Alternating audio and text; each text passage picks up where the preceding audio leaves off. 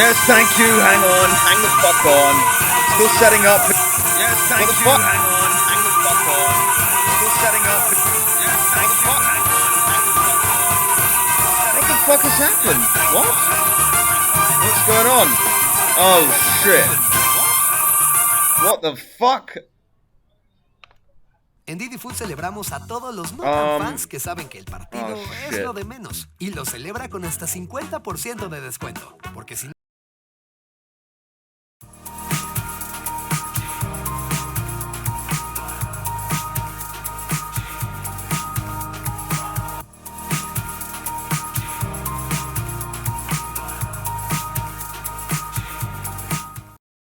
¿Ya escuchaste la nueva canción de Dana Paola? ¿Sabes que lanzó su primer disco a los 6 años? Amazon Music.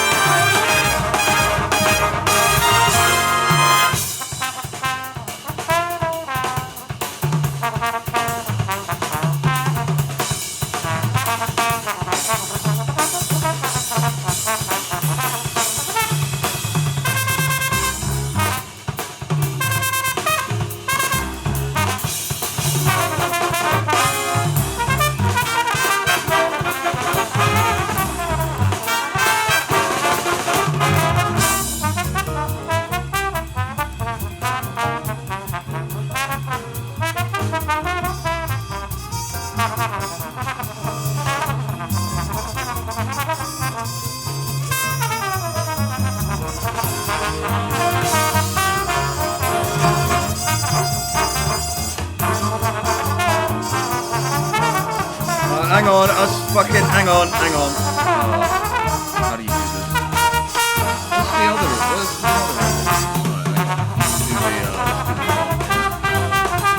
Hang on. I've already heard like the full history. Wait, how do I? Wait, I want that. I'm bringing it now. I don't want that.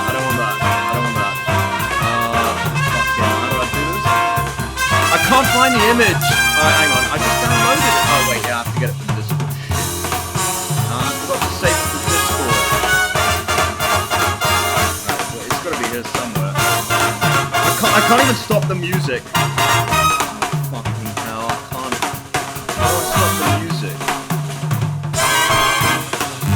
This disaster. It's gonna be a fucking disaster. No, I don't need to see that.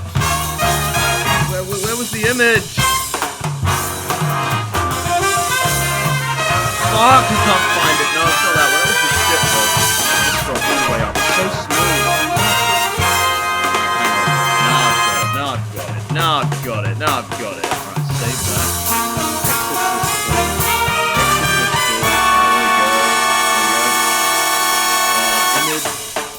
Image. Browse. It takes so long to do this shit. There we go. Alright. I did it. Alright, fit the screen.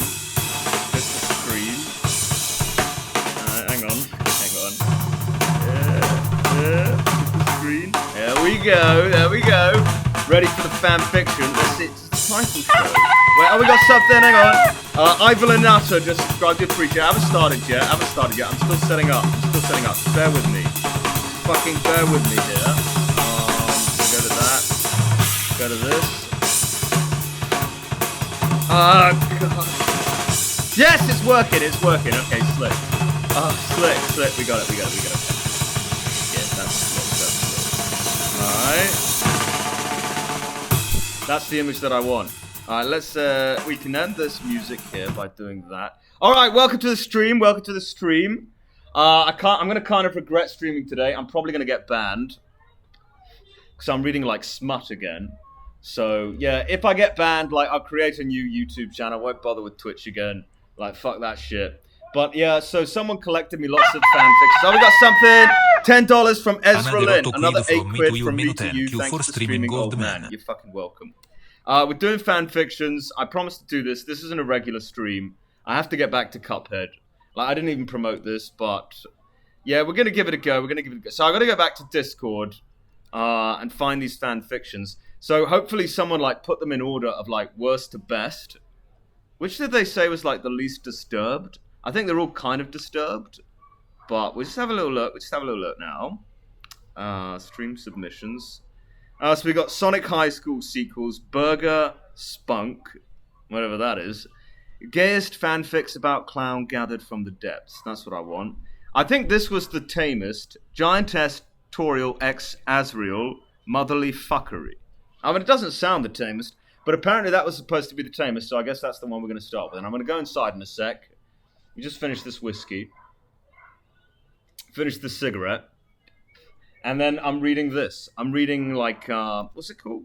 Giantess Toriel X Azriel, Motherly Fuckery. I bought another packet of cigarettes, so we're good. This was the last one in the pack.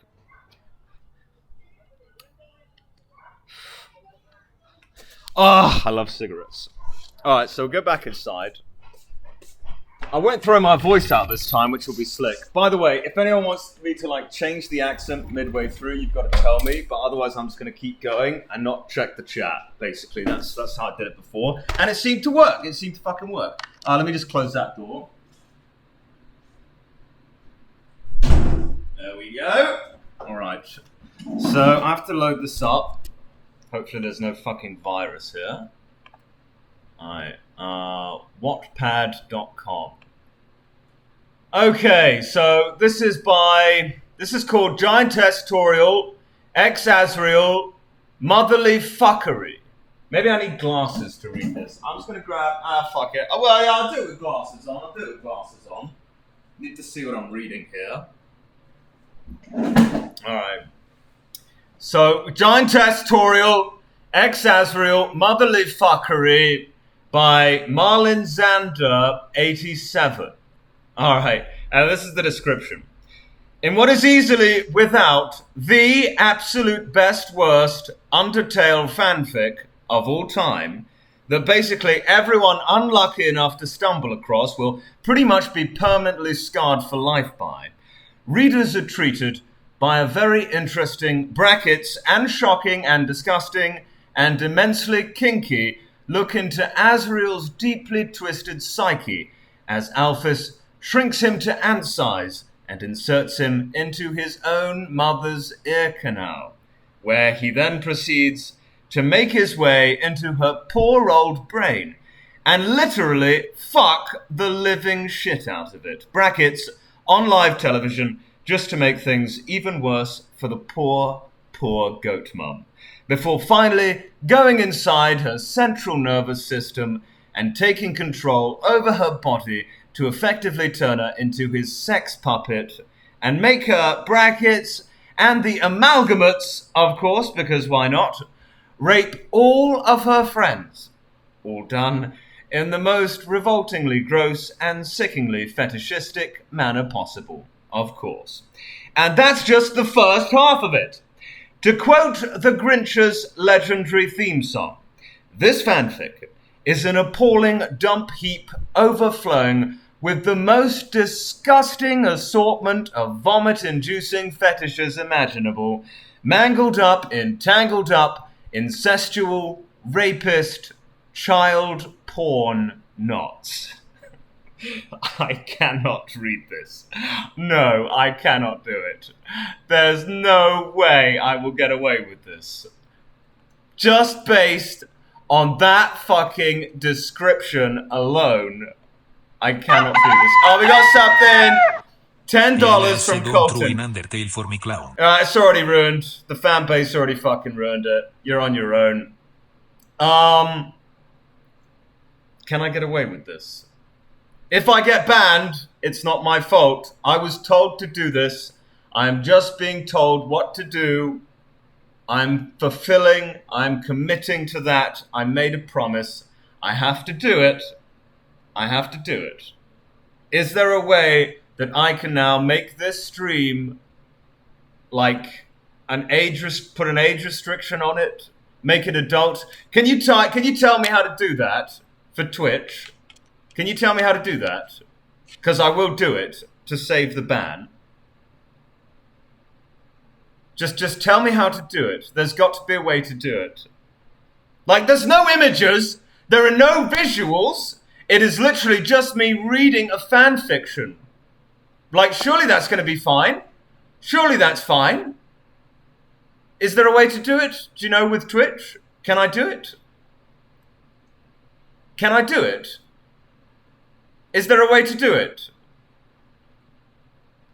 I don't think Twitch has anything like that. What do I do? I'm going to do it. I'm going to do it. I'm going to risk it. I'm going to risk it. Hopefully I don't get banned, because I'm going to be streaming this weekend as well. Back to regular streaming, Cuphead. Twitch girls can get full nude on stream. Yeah, exactly. Like, they can get fucking nude. I'm just reading words on a page on my laptop screen. Like, what the fuck is wrong with that? I'm gonna risk it. I'm gonna risk it. People are telling me not to, but I'm gonna fucking risk it. Just read it fast. Just pray for me. Just pray for me. Hopefully it's fine. Hopefully we're okay. If I get banned, I'll create a YouTube channel and just never do this again. Here we go. Giantess Toriel X Asriel by Marlin Zander 87. And she's got like a fine picture. I think this is a woman that wrote this. Big shocker. Her profile picture is fine. It's just a dog sitting in a field. If you can see this. Well, you can't see this, but I'm telling you what it is. It's just a dog sitting in a fucking field. Here we go. One fateful night in Hotland, Asriel was eagerly approaching Alphys' ever so massive laboratory with only the most disturbingly kinky and naughty of intentions. After having clearly watched far too much of the Alphys vs. Undine television series, Asriel, despite being but a mere 12-year-old child who had barely even hit puberty yet, I can't do this, was already beginning to develop all kinds of fetishes, with macrophilia, I don't know what that is, obviously being one of them thanks to the series' infamously disgusting, nearly banned from television pair of giantess scenes between Alphys and Undine. I wonder how that type of thing would work out between me and Toriel. Asriel, who was still in his regular kid form, smirked and whispered to himself, cackling mischievously and rubbing his hands together evilly as he tiptoed his way to Alpha's front door. And what better place to test this out than... Oh, we got something! JG11 Bravo. Okay, people are telling me to stop. People are telling me to stop. Do I stop? Type 1 if I stop, or type 2 if I keep going. Thank you for the subscription. Okay. I'm seeing lots of ones. I'm seeing lots of ones. Do I stop? I think I stop. I'll do a poll. I'll do a poll. Because people are genuinely telling me to stop. Like, they are worried that I will get banned here. Alright, I'm going to create a stroll. Okay, we got something. Mini Gobal just subscribed. Do appreciate it. Now, type your question here. Stop or keep going? Alright, or keep going. Multiple choice. Oh, we got option 1, keep going. Or option 2, stop. Right, create poll. Okay, okay, straw poll. Hopefully this works. So I send a message, I do that. That's the straw poll. That's the straw poll there you go. I'm very interested to see these results. Oh, we got something, hang on. You will get banned. 25 bucks, very generous from Hunter Revit. I missed that. You will get banned, you got poisoned old man. What does that mean?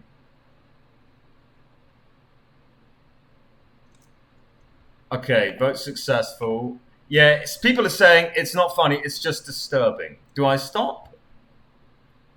Maybe there's another one here.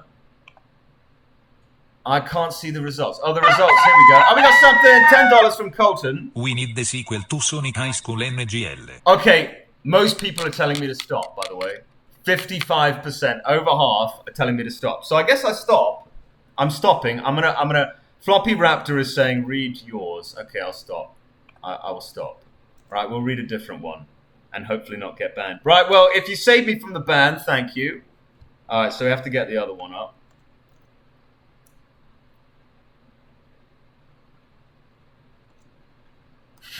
I can't believe, like, over half told me to stop. It must be so fucking bad.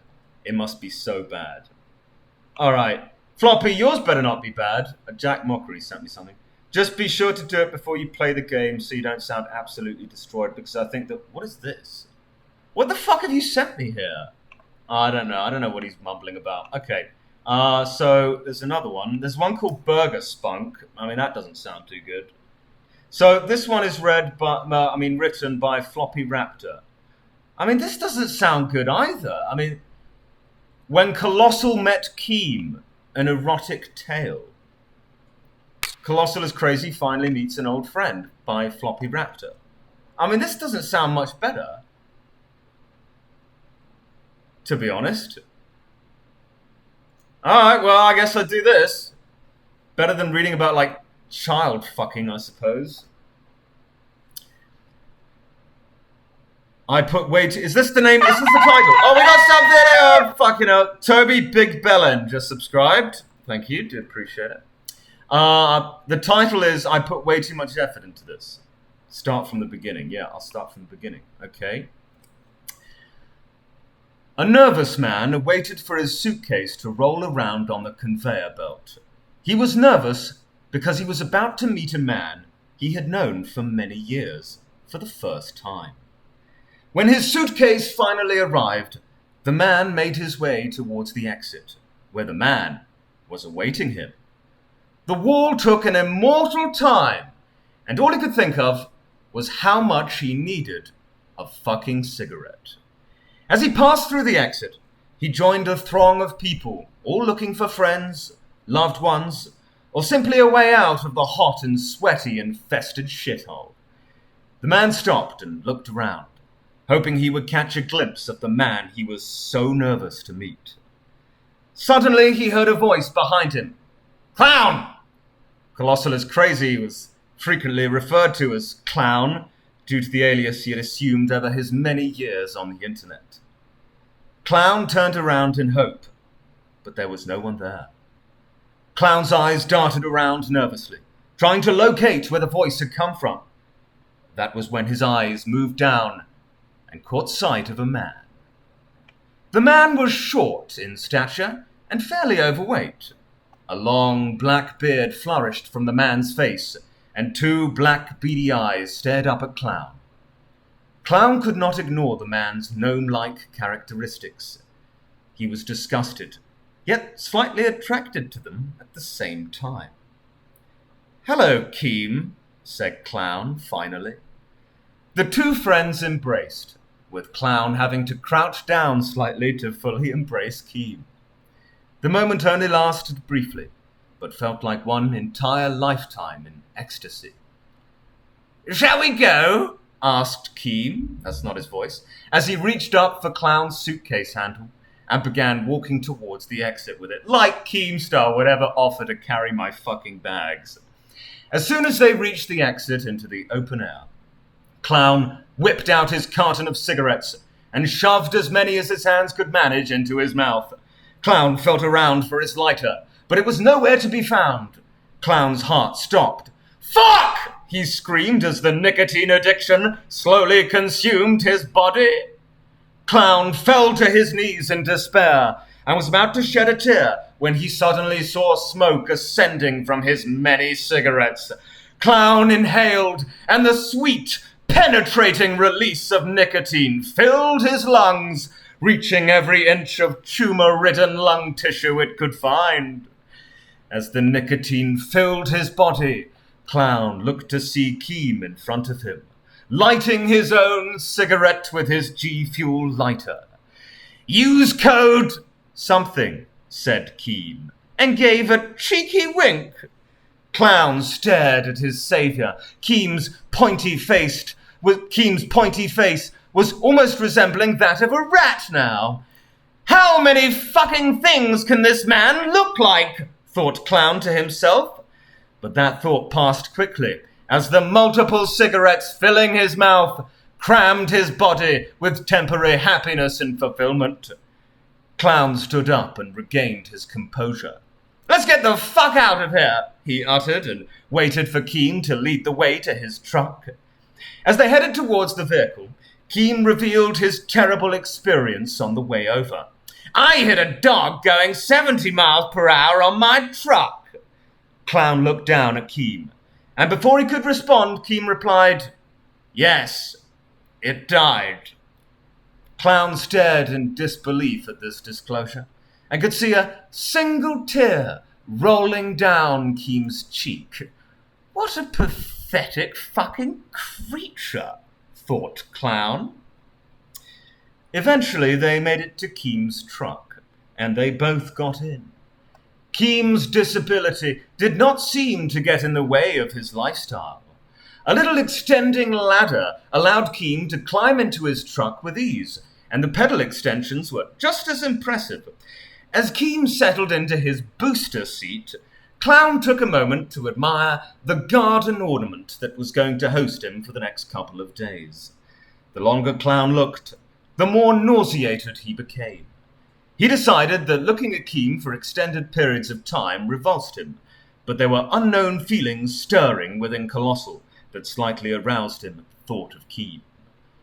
The ride back was full of laughs, but that was mainly because Keemstar was laughing at his own jokes and would not shut up with his continuous running commentary.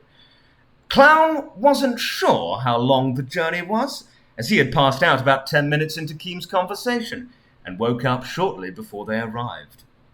It was a few days before anything happened. Keem had spent most of the days announcing he had big things planned and having his nose stuck in his phone, trying to keep up with the latest drama or trying to create the drama himself. It was a cool summer's night.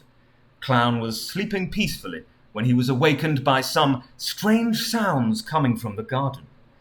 Clown tried to ignore them at first. "Well, perhaps it's a fucking fox or wild animal," he thought to himself. Soon the noises became apparent that they were human. "Oh, great!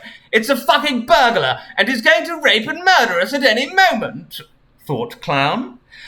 The noises kept going, but they didn't seem to be getting any closer. Clown decided to alert Keem to the noises. He was short enough to blend into the shadows of the garden and could easily investigate the noise. Clown made his way to Keem's room and knocked the door. The door was already slightly ajar, but there was no answer. Clown hesitantly pushed open the door. Keem? Probed Clown, but there was no response. Clown reached for the light switch and flipped it, filling the room with illumination. Keem's bed was empty. "Where the fuck has that rat scampered off to?" muttered Clown under his breath. Clown turned and made his way through the house, searching for the fucking rat. He reached the kitchen, one of Keem's favorite haunts. If Keem wasn't eating, he was filming his opinions like people cared about them and posting them on Twitter to use the likes for currencies, just what it says. Clown grabbed something big and black off the counter that had caught his eye and tucked it in his... Oh, we got something! Alex P566 just subscribed. Do appreciate it. If Keem wasn't eating, he was filming his opinions like people cared about them and posted them on Twitter to use the likes for currency. It's just what it says. Clown grabbed something big and black off the counter that had caught his eye and tucked it in his pajama pocket. Might be needing that for later, thought Clown to himself. Clown went towards the patio door that led into the garden and listened out for the noise. The noise had stopped, and quite frankly, Clown wasn't prepared to go out into Keem's garden on his own and get shanked, so he decided to go back to bed and have a cigarette. Keem was probably scouring a sewer somewhere and would turn up in the morning, Clown reassured himself. Clown entered his room and went to climb back into bed when something moved in shadows. Clown reacted quickly and grabbed the lamp on the bedside table to use as a weapon to fend off the invader. "Whoa, Clown, settle down! It's only me," said the familiar voice, as Keem stepped forward out of the shadows. "You nearly give me a fucking heart attack, you fucking inbred," raged Clown. "Sorry, Clown. Here," replied Keem, and offered Clown an already lit cigarette. There's a lot of smoking in this. Clown was hesitant about accepting the offering from the gnome. His dirty mouth had probably been on it, but Clown was so desperate for a cigarette that he didn't want to waste any more time getting one himself. As Clown reached out his hand for the cigarette, Keem flicked it away and then pulled Clown down towards him. Their lips met, and Clown felt a strange feeling overcome him. Oh, God. Keem moved Clown's hand down towards his now exposed penis. Clown caught a glimpse in the corner of his eye. A stubby little chode. Reminded Clown a bit like a cabbage. But perhaps Keem knew how to use it. He hoped Keem knew how to use it. The sudden reality of what was happening hit Clown like a ton of bricks. The physical repulsion that Clown had had of Keem was locked in an internal battle of lust and sexual frustration. Keem's sweaty, fat hands were running all over Clown's satin pajamas, trying to remove them as clumsily as he could. Clown couldn't take this pathetic attempt at foreplay any longer, so flipped Keem over and stuck it in nice and deep. The screams from Keem were pure ecstasy to Clown's ears, so Clown pulled out and stuck it in again. Over and over, Clown stuck it into Keem, and each time, Keem's screams grew fainter and weaker. Keem couldn't seem to handle the size and rate of penetration that was happening, and this power over Keem only made Clown harder and more determined. Fuck me. Bodily fluids were oozing, and Clown lavished rubbing them all over Keem's body and Clown's own now naked body. It was warm and wet, but the sensory experience brought a warm feeling over Clown, one that made it bearable to be near Keem. I hate this. Clown was nearing his climax and gave one final deep thrust to finish Keem off. Clown ejaculated at the final thrust, and Keem slumped down to the floor. Clown stood back to admire his work. Keem was on the floor like the fucking snivelling rat he was, weak and breathless.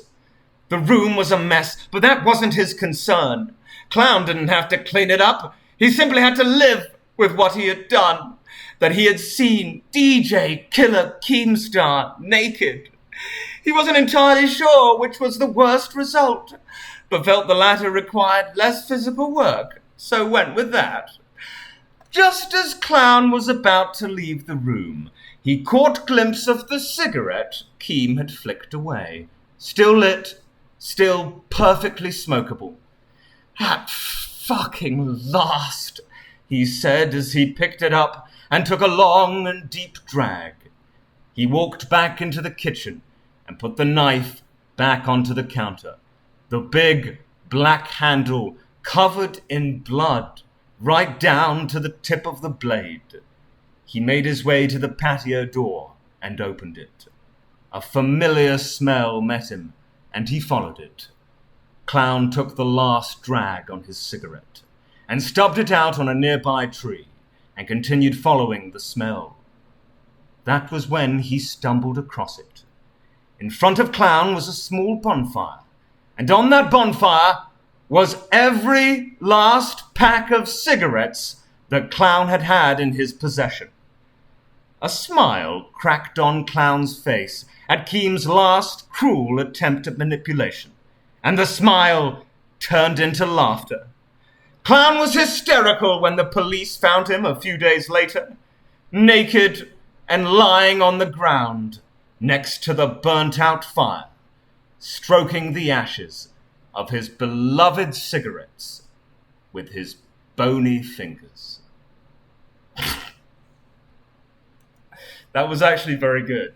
I mean, I didn't like that end part there, where the cigarettes get burnt and I don't know who does the raping, but wow, no, $100, $100 from Lothringoy. Do appreciate it, very generous. Literally the most scuffed audiobook I have ever listened to. I think that was actually very well written, Floppy Raptor. Like, genuinely, that was actually well written. It was a bit disturbing to have to read that myself, but I guess that was the entire point. But we're going to keep going. We've got many more to cover here, many more fan fictions. Do appreciate the $100. Okay, so... I mean, I liked how it was written. It was well written. I didn't like reading it. I didn't like the fucking part. That was very disturbing for me to read. That was written by Floppy Raptor, who's a woman. But for a woman, I felt that was written very well. Okay, so I'm going to have a look at what else is here. So I can't read the pedo one. There's no way I can do that. Oh, we got something. $10 from Floppy Raptor. Thank you, Colossal. This was well worth the wait. There was no raping. You had actually I stabbed him? to death. Oh, that's what the I'm knife sorry. with the blood was for. I you. didn't understand that part. I thought it was fucking. I didn't really get that part. So was I fucking him? Was he fucking me? Or was there stabbing going on? I'm not really sure. I didn't really understand the story, but I felt it was well written. I did feel it was well written. Okay, so which one do I... So if you're in my Discord, join the Discord. Which one do I read next? I cannot read the pedo one. No one wants me to read that. I'm very surprised that no one wants me to read that. Because normally you're actively trying to get me banned, so I'm very impressed that you didn't. But which one is next? That was very good. Are we going to be able to top that? There is another Keemstar Colossal one. I think it's a bit short. Yeah, there is another Keem one, but it's very short. It won't go on for very long. I guess I'll read that when I'm smoking. Let's have a look. Corpse Husband Goes to the Store. That's again very short. Oh, we got something. Hang on. Turbomeister, just subscribe. Yeah, I think it's a good thing that I didn't read that. It's a good thing. So there is more Sonic High School stuff. I guess I'll try that. Sonic High School stuff. Oh, it's checking. So I know I read... So this is like Sonic the Hedgehog World War II Dragon. I don't know how good this is going to be. I have no idea. Hopefully there's not too much porn in it. I'm just flicking through. I can't see any porn yet. But I did see a mention of Anne Frank. So this could get weird. Let me just grab some water and then we'll do this. And then I'll have a cigarette.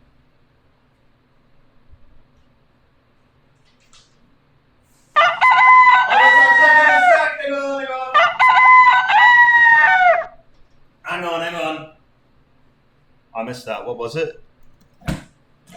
3C Cryptid has gifted 2 subs. Do appreciate it. All right, so this is called Sonic the Hedgehog, World War II Dragon, A Sonic High School Story by Dark Doom Firemaster. Oh, we got something in our mouth. Fucking hell, just was about to start. Uda Sky, just subscribe. Do appreciate it. Thank you very much. Author's note. Hey everyone, I told you I was going to write another story. Oh, fucking hell, man. Pinky Pixie just subscribed. Do appreciate it. Thank you. Author's note. Hey everyone, I told you I was going to write another story, and I did not lie to you. I was busy with school. Here it is. It is based off of Sonic High School, and it is only 1 chapter long. Oh, fucking hell, man. Clown's Actual Slave just subscribed. Do appreciate it, Slave.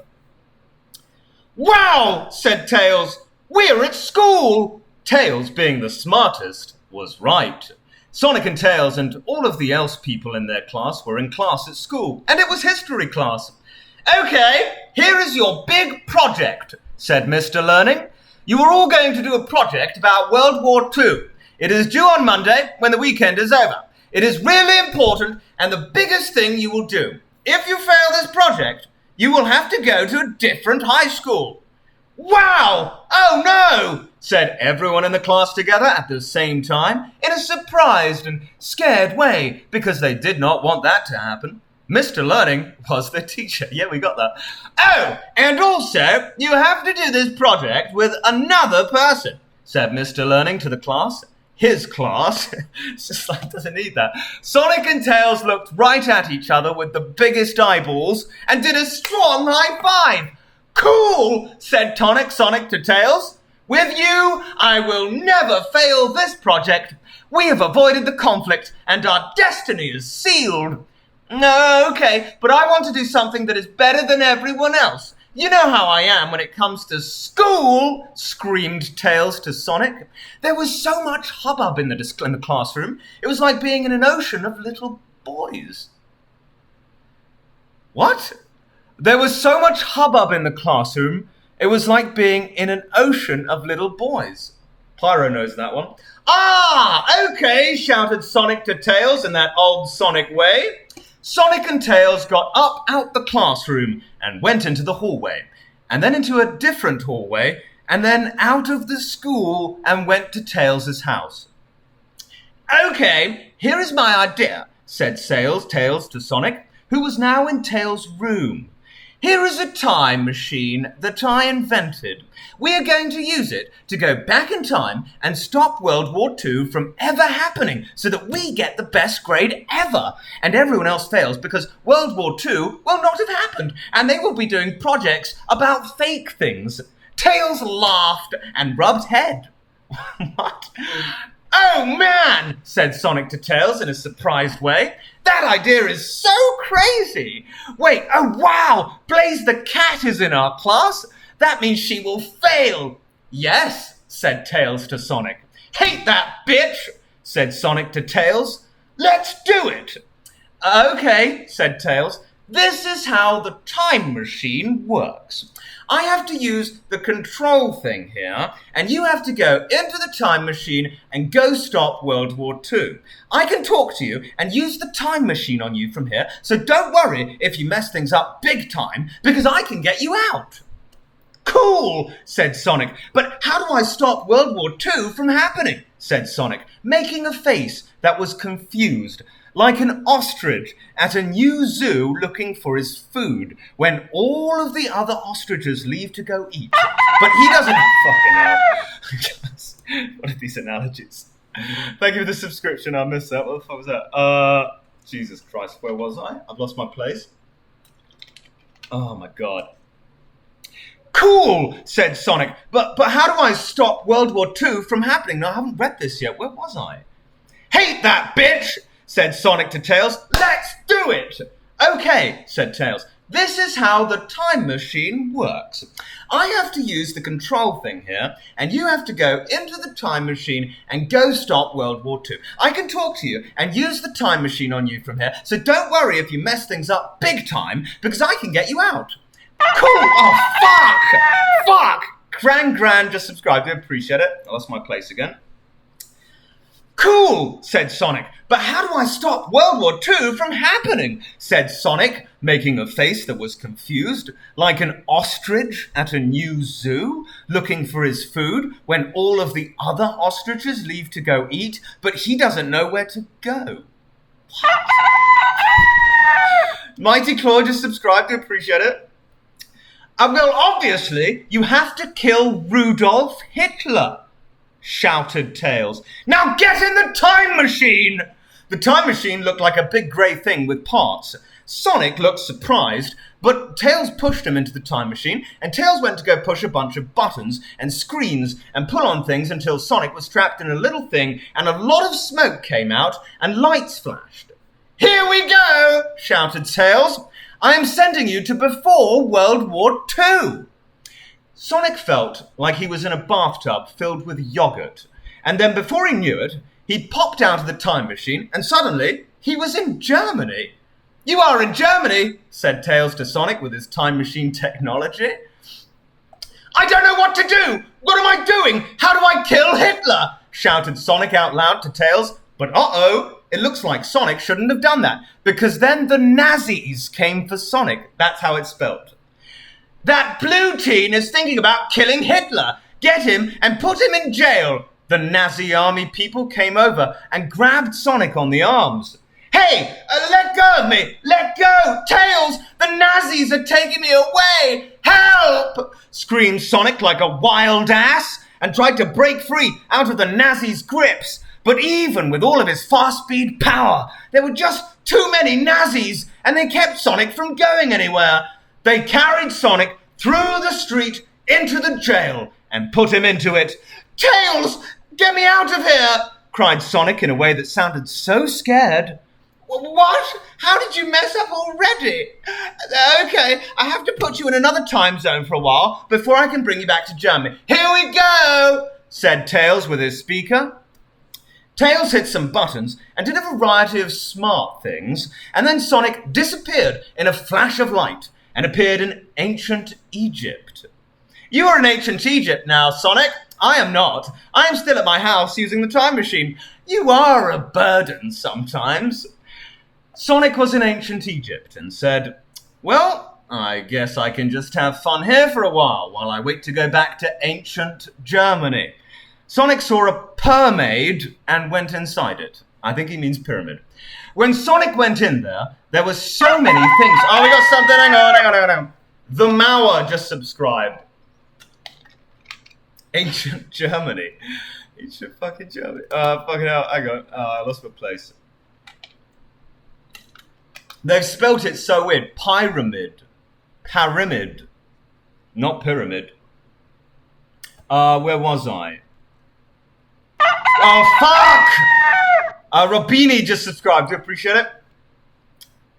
When Sonic went in there, there were so many things inside of it.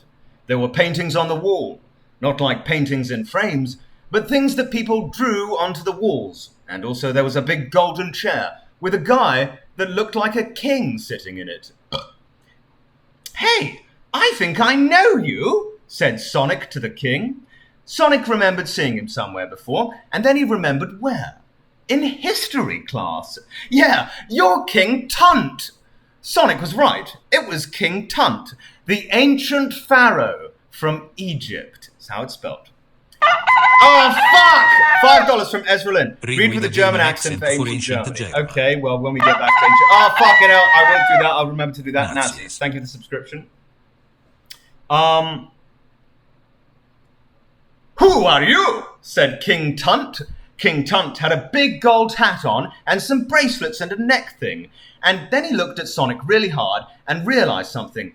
Okay, how do I do the African voice again? Rifle with the rifle boat. Do the black. I'm black. Elephant.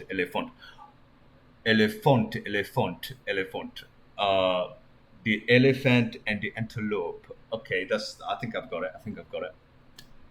Where was I? And then he looked at Sonic really hard and realized something. Oh my God, I know who you are. You are Sonic. Sonic the Hedgehog. Sonic winked and did a cool dance and said, yeah, I guess I am pretty popular. How did you hear about me? Is it because I am the fastest? King Tunt pointed at a picture on the wall. It was a big picture of a dragon with spikes coming out the back of his head. You were one of the legendary hedgehogs who could become a dragon using your cool powers. What? A dragon? Said Sonic to King Tunt. Yeah, if you just try it should happen, said King Tunt, looking at Sonic weird. Why can't I do that accent? But maybe it is because someone in your family line of hedgehogs isn't cool enough. Every hedgehog in the family line has to be cool or awesome or an expert for it to work. Wow! Well, it's not me. This is so hard. Said Sonic and put on a pair of sunglasses that he always kept in his back pocket in this story. That's what it says. See? I am cool. Fucking hell. $5 from Machine. Just wanted to say that your G Sonic High School reading stream has been my favorite thing to put as a background noise for years now. Thank you so much for reading the sequel. You're welcome. This is the most magical time of the year. You're welcome. Thank you for the $5.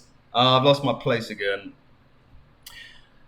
Sonic winked and did a cool dance and said, yeah, I guess I am pretty popular. How did you hear about me? Is it because I am the fastest? King Tunt pointed at a picture on the wall. It was a big picture of a dragon with spikes coming out the back of his head. You are one of the legendary hedgehogs who can become a dragon using your cool powers. What? A dragon? Said Sonic to King Tunt. Yeah, if you just try, it should happen, said King Tunt, looking at Sonic weird. But maybe it is because someone in your family line of hedgehogs isn't cool enough. Every hedgehog in the family line has to be cool or awesome or an expert for it to work. Wow! Well, it is not me, said Sonic and put on a pair of sunglasses that he always kept in his back pocket in this story. See, I am cool, Sonic smiled so big, using teeth. Well, sorry, it looks like someone else in your family history is a loser, so you can't be a dragon now, said King Tunt to Sonic before calling his guards and pushing him out the door. Sonic was now outside. Hey, Tails, said Sonic to Talus. Can you look up my family history and figure out who isn't cool enough for me to be a dragon? I never knew I could become a dragon, but I think that is how we can defeat Hitleg. That's what it says, Hitleg. Tails typed fast, so fast, faster than the fastest car you could have ever seen or can even think of. Tails looked up Sonic's family history on the internet and used his technology and devices to scan the information and found a thing. Now, hey, Sonic, I think I found the answer. I'm going to send you to the person now. This person is also in World War II. Make them cool. I hope it is not Hitler. Sonic also hoped it was not Hitler, because then he would... Oh, fucking hell. $10 from Colton. I need to hear your Russian accent again. All right, I'll try that. Russia. Sonic also hoped it was not Hitler. But then he would be related to him and would have to go to jail. Sonic disappeared from Egypt in a flash of light and flew through the time and the space back to Germany in World War II. He was now outside the house. It was sad and grey. Looking at it was rainy. Okay, my family member must be in this house. Sonic went inside and looked around, but he did not find anyone. He looked in the first room, and the second room, and even the third room. He looked in all the rooms he could find. What is this? A joke? I'm so pissed at this. I want to be a dragon, said Sonic out loud to himself, but outside of his head. Then he heard something. Just speaking. I mean, what? Hello, is someone down there? Said a voice coming from the floor above him. Yeah, it's me, Sonic the Hedgehog. You might have heard of me, said Sonic, laughing and smiling, because he now knows he is famous enough to be known by King Tunt, who is in history books. Oh, come up, said the voice, and it was a girl's. And then a flap came out of the ceiling, and stairs popped out of the hole in the ceiling, and Sonic went up them. Sonic went up there and saw a girl. She looked sad. Hey, who are you? Said Sonic to the girl who was standing there. I'm Anne Frank, said the girl, who was actually Anne Frank. Oh, wow! I know who you are. I heard about you, said Sonic. Really? Wow, said Anne Frank. Well, this is going to sound crazy, but I am related to you. I'm here to help you. You are not cool enough, said Sonic. Sonic bounced up and down on the wooden floor, and it made creaky sounds. They were in an attic. Oh, God! What? Oh, fucking hell. What? What? Are you fucking kidding me? Oh, God.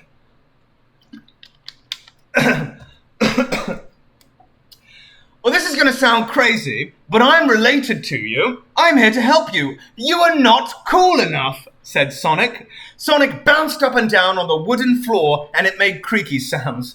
They were in an attic. Really? Said Anne Frank. Now she looked even sadder. She was living here all by herself in this attic. Yeah, no wonder I'm losing my place. Yeah, it's me, Sonic. No, that's not it. Fuck, I've lost the place. Really? Said Anne Frank. Now she looked even sadder. She was living here all by herself in this attic. Yeah, no wonder you're not cool. You were living up here in an attic, said Sonic to Anne Frank. Yeah, but I'm scared of the Nazis, said Anne Frank, almost ready to cry. She was so sad. Well, you have to face your fears, said Sonic to Anne Frank. You cannot just hide up. Oh, fucking hell! $5 from Bruskin Robin 10. Sonic is Jewish. I don't know how to do that voice. Oh, wait, yeah, no, I thought you asked me to do an accent. But yeah, no, technically he's Jewish, yeah. Good for him. That's true. Oh, I've lost my place again. You have to face your fears, said Sonic to Anne Frank. You cannot just hide up here in this attic all the time, waiting for something good to happen. You have to go and do it yourself. Show the world who you really are. Wow, I get it now, said Anne Frank. I am too busy being afraid of the Nazis. I need to face my fears and leave this attic. I am not just Anne Frank. I am Anne Frank the Hedgehog. And then she took off her headband, and big hedgehog spikes came out the back of her head.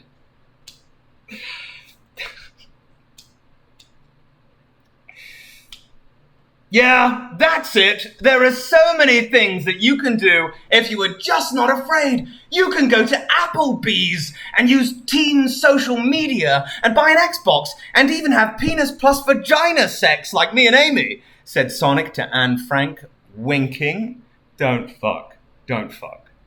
Wow! I did not think about this whole new world of possibilities. She's a child.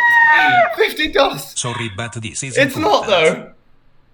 Oh, no. In my dreams, Neutral Milk Hotel, Two-Headed Boy Part 2. as your mouth moves in mine, soft and sweet. Rings of flowers round your eyes, and I love you for the rest of your life. I didn't care for that song, but thank you for the $15. Is it about? Oh, it's about Anne Frank, is it? Neutral Milk Hotel, Two-Headed Boy Part 2 is about Anne Frank. Is it? Where's my place? Wow! I did not know about this whole new world of possibilities. I'm going to start right now by leaving this attic, said Anne Frank to Sonic. She took one step, and then another, and then enough to get to the bottom of the stairs and begin standing on the floor. Then she glowed a whole lot and smiled and looked at Sonic. Thank you for showing me that I should not be afraid of the Nazis. I am going to the mall, said Anne Frank. With that, Sonic left the house and went outside and said, "Mission complete!" to Tails from his technology gadget. Okay, now we have to get you to Hitler's castle. It is super defended, so I can't get you into it just by the time machine. We have to get you in another way, said Tails to Sonic in a thinking way. Hitler was the president of Germany, so they had to be really careful and think of a good plan. Oh, maybe you can disguise as a pizza delivery man and then sneak into Hitler's room. No, Tails, no, that will not work, said Sonic. You are forgetting, pizza was not invented yet in World War II. Damn, fuck, pizza, said Tails to Sonic. I have another plan. Just get me to outside Hitler's castle, and I will do the rest. Use the time machine now! They had to go back before World War II started because Anne Frank was during World War II and they wanted to stop World War II from happening. So they had to go back before it happened. Yes, we get it. Tails, his buttons, and Sonic just went out to a different time with a sonic-like whoop. What? Sonic appeared in front of Hitler's castle. It was big and dark grey, and on top of a hill that went straight up, and it was full of rocks. There was basically no way to get to it. Okay, thanks, Tails. Here goes my plan. Sonic balled up into a ball and started rolling forward. So he rolled so fast that, using friction and magnetics, he stuck to the hill as he rolled it up at a speed that had not been seen since. Well, ever? What are you saying? Sonic rolled his way to the top of the hill and over the castle wall and to the door of Hitler's castle. Okay, I got to the castle, said Sonic to Tails, and then he saw what he was afraid of. Sonic saw a bunch of Nazi guards coming right at him because he was invading. Oh no, this stinks, screamed Sonic. He backed up against the door to Hitler's castle, and all of the Nazis ran right at him. They were so big and scary, and Sonic did not know what to do. They were coming right at him with the biggest and most dangerous weapons money could buy, without breaking the bank. Sonic just closed his eyes and almost cried as the Nazis ran at him whilst he was up against the door, and almost like he did not know what he was doing. He jumped up at the last moment when the Nazis were running at him, and he avoided all of them, but they ran into the door, knocking it down. They all fell in a pile and went unconscious. Wow! It is the miracle of life, said Sonic. He was safe and was able to get inside Hitler's castle. Sonic walked over the lumpy bodies of those idiot Nazis and followed the red carpet all the way to Hitler's room. The castle was really scary inside. It was dark grey, and there were red carpets with gold parts, and there was even lava. There were candles that were lit on fire in the hallways. Sonic ran down to the end to big doors and opened them. The doors busted open, and Sonic saw Hitler standing behind his desk. I am here to stop you, idiot ass! Sonic ran into the room and at Hitler, but Hitler stopped him. Who do you think you are? I am Hitler, King of the Jews, and I'm going to destroy the world, said Hitler. Hitler looked like you would think he would. Hitler laughed and took out a sword made of fire. Prepare to meet you dead!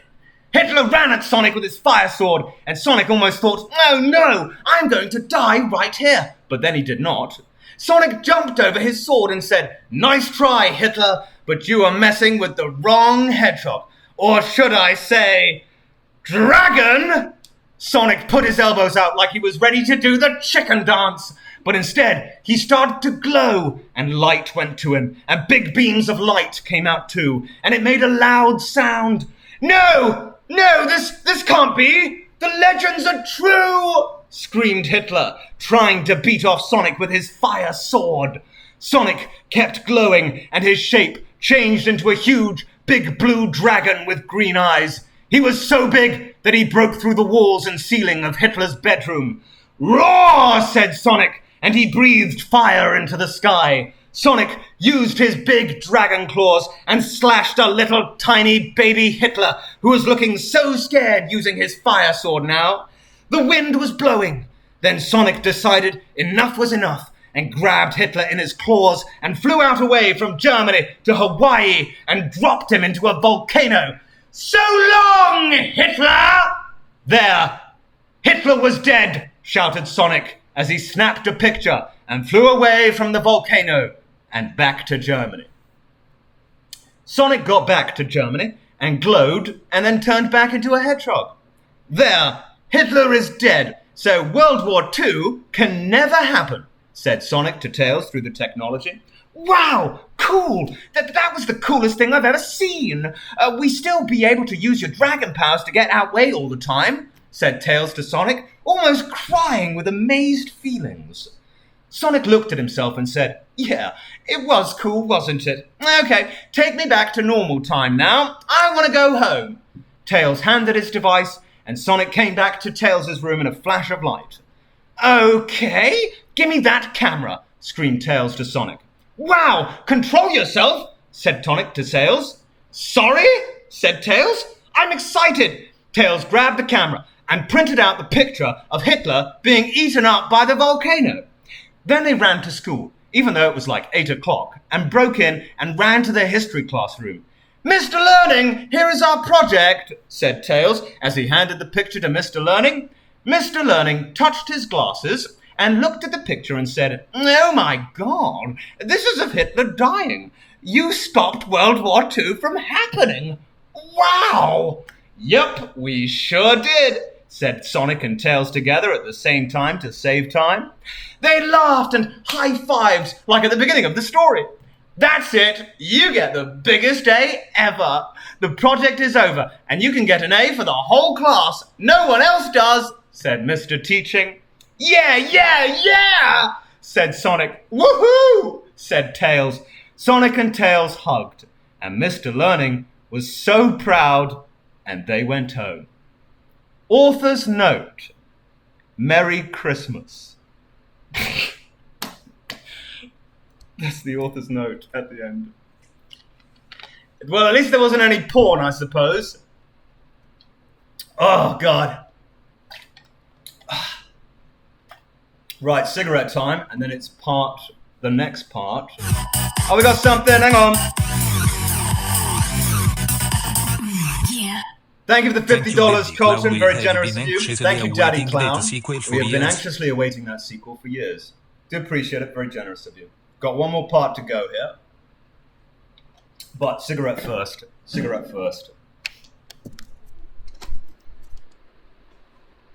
I can get a new pack. Hopefully it continues that way and there's no twisted porn in the next part. Because that was actually kind of like, it was weird. I mean, it was still weird, but it was pretty wholesome. Colossal, are you going to play Outlast 2? Yeah, at some point, I think. God, I'm still digesting that fucking meal. I had such a big meal for lunch, so I wasn't even going to stream. So I've just been digesting it for the last 9 hours now. Digest! Cigarette. I still think Floppy Raptor's story was better. Even though there was like the weird Keemstar Colossal porn in it, I think it was better written than that. And that guy's like a pro writer. I mean, he's still in school, but he's like a pro writer. He's written a lot. This kid who wrote this, is like, he's written more than I've ever written in my life. He's like a fucking pro. I don't think he's 6. There's no way a 6-year-old can write this, but he's probably like 14. I think it's a troll. It's got to be a troll. He's a troll. Like, surely he's a fucking troll. Let's bring up the next one here. See if I can find it. I've got to go to the Discord.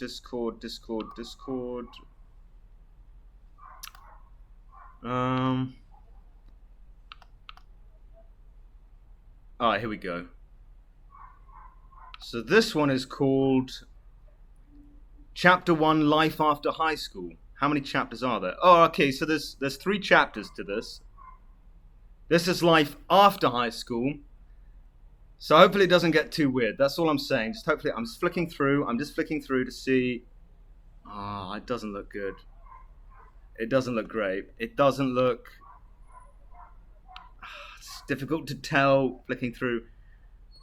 I think there is porn in it. Oh, there's porn in it, man. There's porn in it.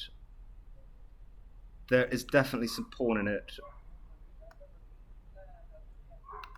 Oh, no. Alright, well, just pray for the best. Pray for the fucking best.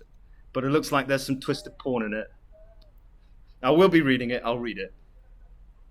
I will read it once I finish this cigarette.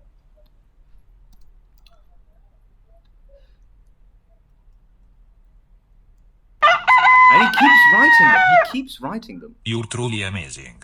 Have been watching you since I was a Based, Now I'm Lumpy 21. Panda, based. Love all the Thank you for the content you $5. make. Keep it up, clown. Love you. Thank you, very generous, thank you. Well, it was $5, it's not that generous, but do appreciate it. Do appreciate it all the same. I thought it was 50 for a sec. Oh god, just hopefully don't get me banned. That's all I'm asking. Yeah, 3 chapters to this. There are comments. Shall we have a look at the comments while we're here? This guy, they love it. They fucking love it. Cyber Cafe. I am desperate for more Sonic High School. It's been 3 years. I am eager for your return. Dark Doom Firemaster. If you are reading this, I just want you to know your works have been an absolute joy to read through. Rereading Sonic High School has been a yearly tradition for me, and it never ceases to make me laugh, no matter how many times I read it. Needless to say, I will be patiently waiting for your return, and I cannot wait for the long-awaited finale to the series. Thank you for all the laughs. Like, they love it. They love it. Like, some people are reading this during the pandemic, and they're like, this is getting me through the pandemic. It's like, what? He's actually got fans, this guy. They unironically like the fucking writing. I mean, he does have some incredible analogies, this kid. But I think he's a troll. I don't think it's real. I don't think it's real. I think he's a troll. Or maybe not. I don't know. I don't know. Right, let's put the cigarette out. Right, I'll just get some water. And then we'll do it. After this, I'm not sure if I read any more. Although I'll take suggestions. There are some more in there. There is that pedo one, but I guess I'm not reading that. It was a good idea not to read that. Appreciate it. Alright, plug that in. Hang on, let me just grab some water. I'll just gargle as well. Let me just gargle.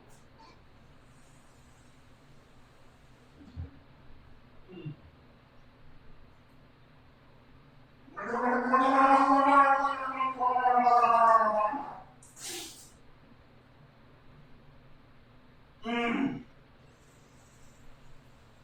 a lot of reading on my throat.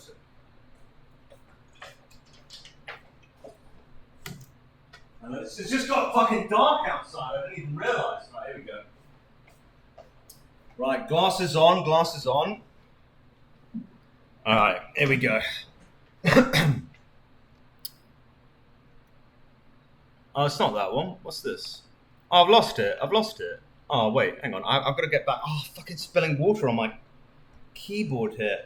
Hang on, hang on, hang on. I don't want... What the fuck? I can't move the mouse pad. I got water all over it. Hang on. Oh, shit. It's spilled water everywhere. Alright, hang on. Here we go, here we go.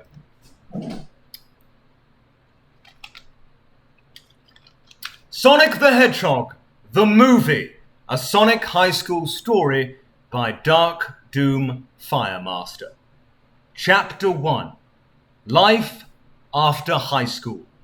Author's note. Wow! Did you think I was gone? I'm not. I hope you enjoy this story. Sonic woke up and looked at the clock. 7 o'clock, said the clock. Sonic closed his eyes and fell back asleep. Somewhere between sleep and wake, Sonic fidgeted restlessly, tangled in his blankets. I wonder what the boys are up to. Tails, Knuckle, SBO, even Shadow. I miss those guys. After high school, the gang went their separate ways. Tails, still smart as ever, moved to Hyderabad to work on technologies and develop a cure for metastatic testicular exocancer, or ball disease, as Sonic once knew it. He wanted to stop the disease before it could come back in the distant future. And he figured curing would stop it. Well, yeah. Sonic and Tails stayed in touch, but Sonic could sense Tails' distance. Tails had used his bulging intellect to invent Skype 2, so they were able to project holograms of each other into each other's homes like they were really there. But Tails always seemed so stressed. He had bags under his eyes and stubbles on his chin. He smiled, but the smile always faded too fast.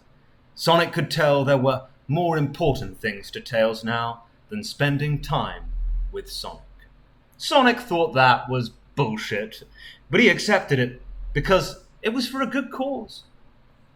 Knuckles, who was now 6 years old, was living with his son and brother, Knuckles Jr., and his mother, Rouge, who was also the mother of Knuckles Jr. by way of Knuckles. After graduating high school with the aidance of his friends, Knuckles moved away and attended college at the age of 2. Separated from his friends, he was unable to keep up with the work on account of he was a toddler, and the dean of all students sent him back to be re-enrolled in preschool, which for Knuckles felt like landing on the chute right near the end of Chutes and Ladders that takes you all the goddamn way back to the beginning. So Knuckles was now in first grade.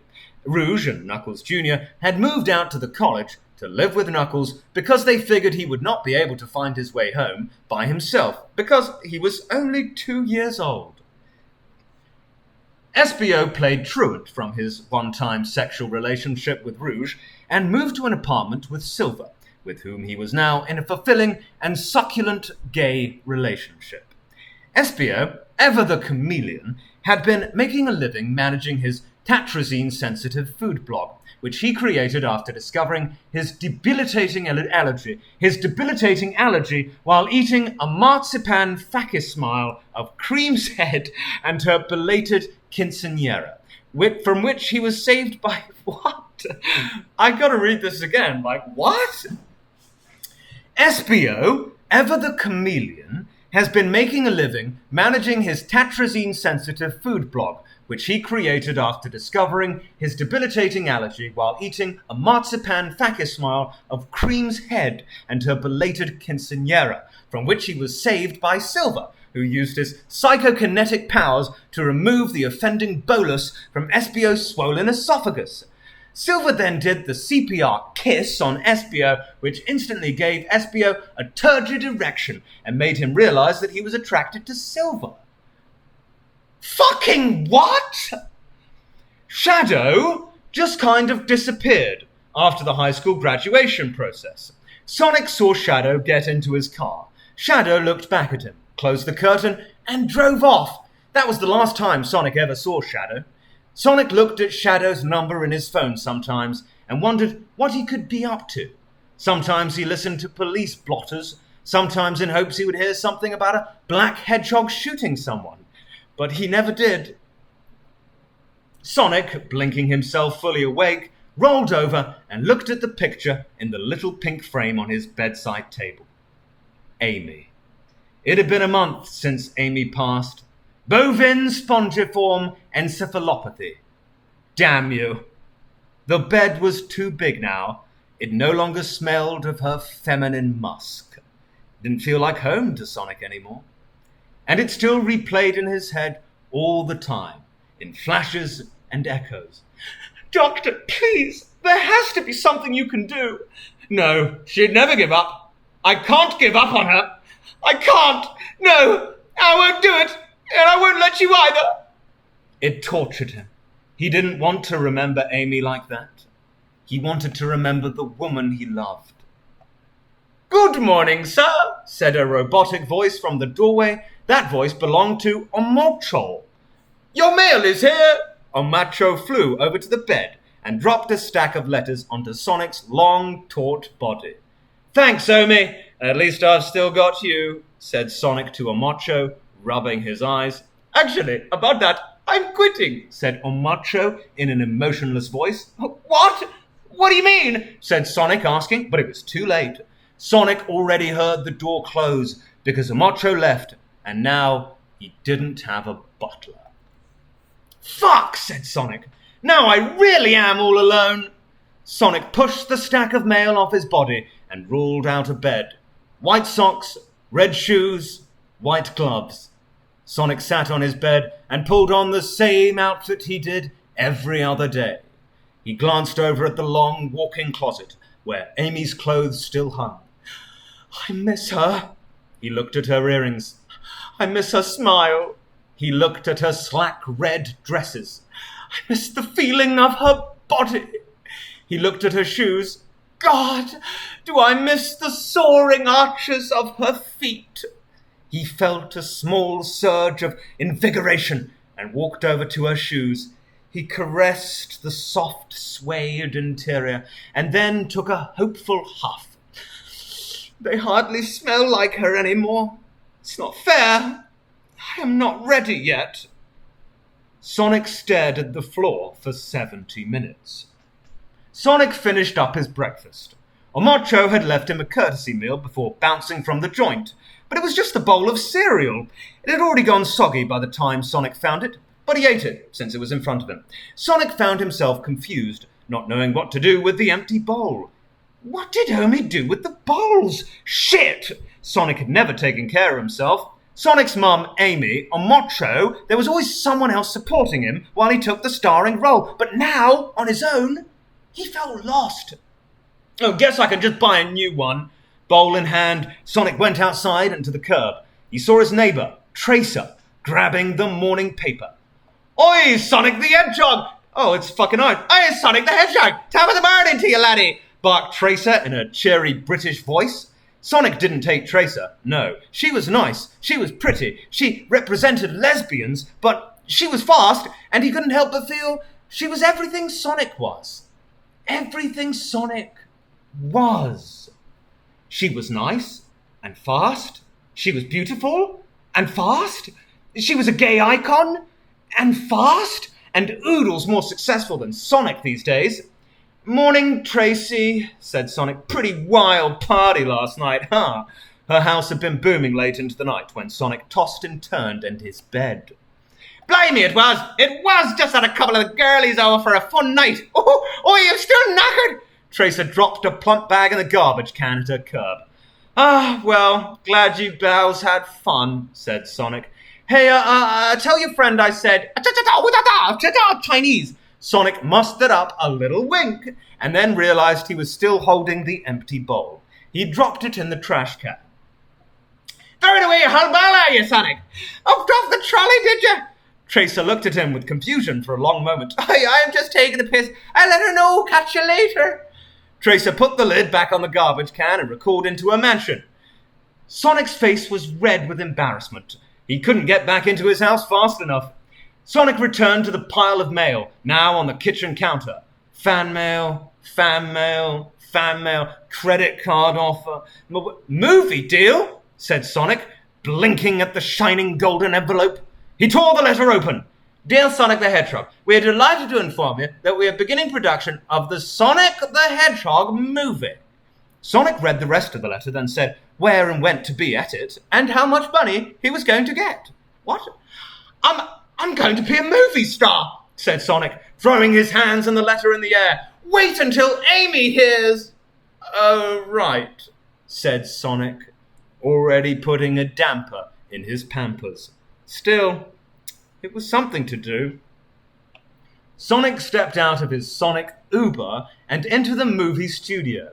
I'm here, said Sonic, taking off his sunglasses and smiling at the big-titted, sexy goddess receptionist seated at the reception desk. Hello, sir, said the receptionist at the reception desk. Last name? Sonic the Hedgehog, that's his last name, said Sonic, winking. The one and only.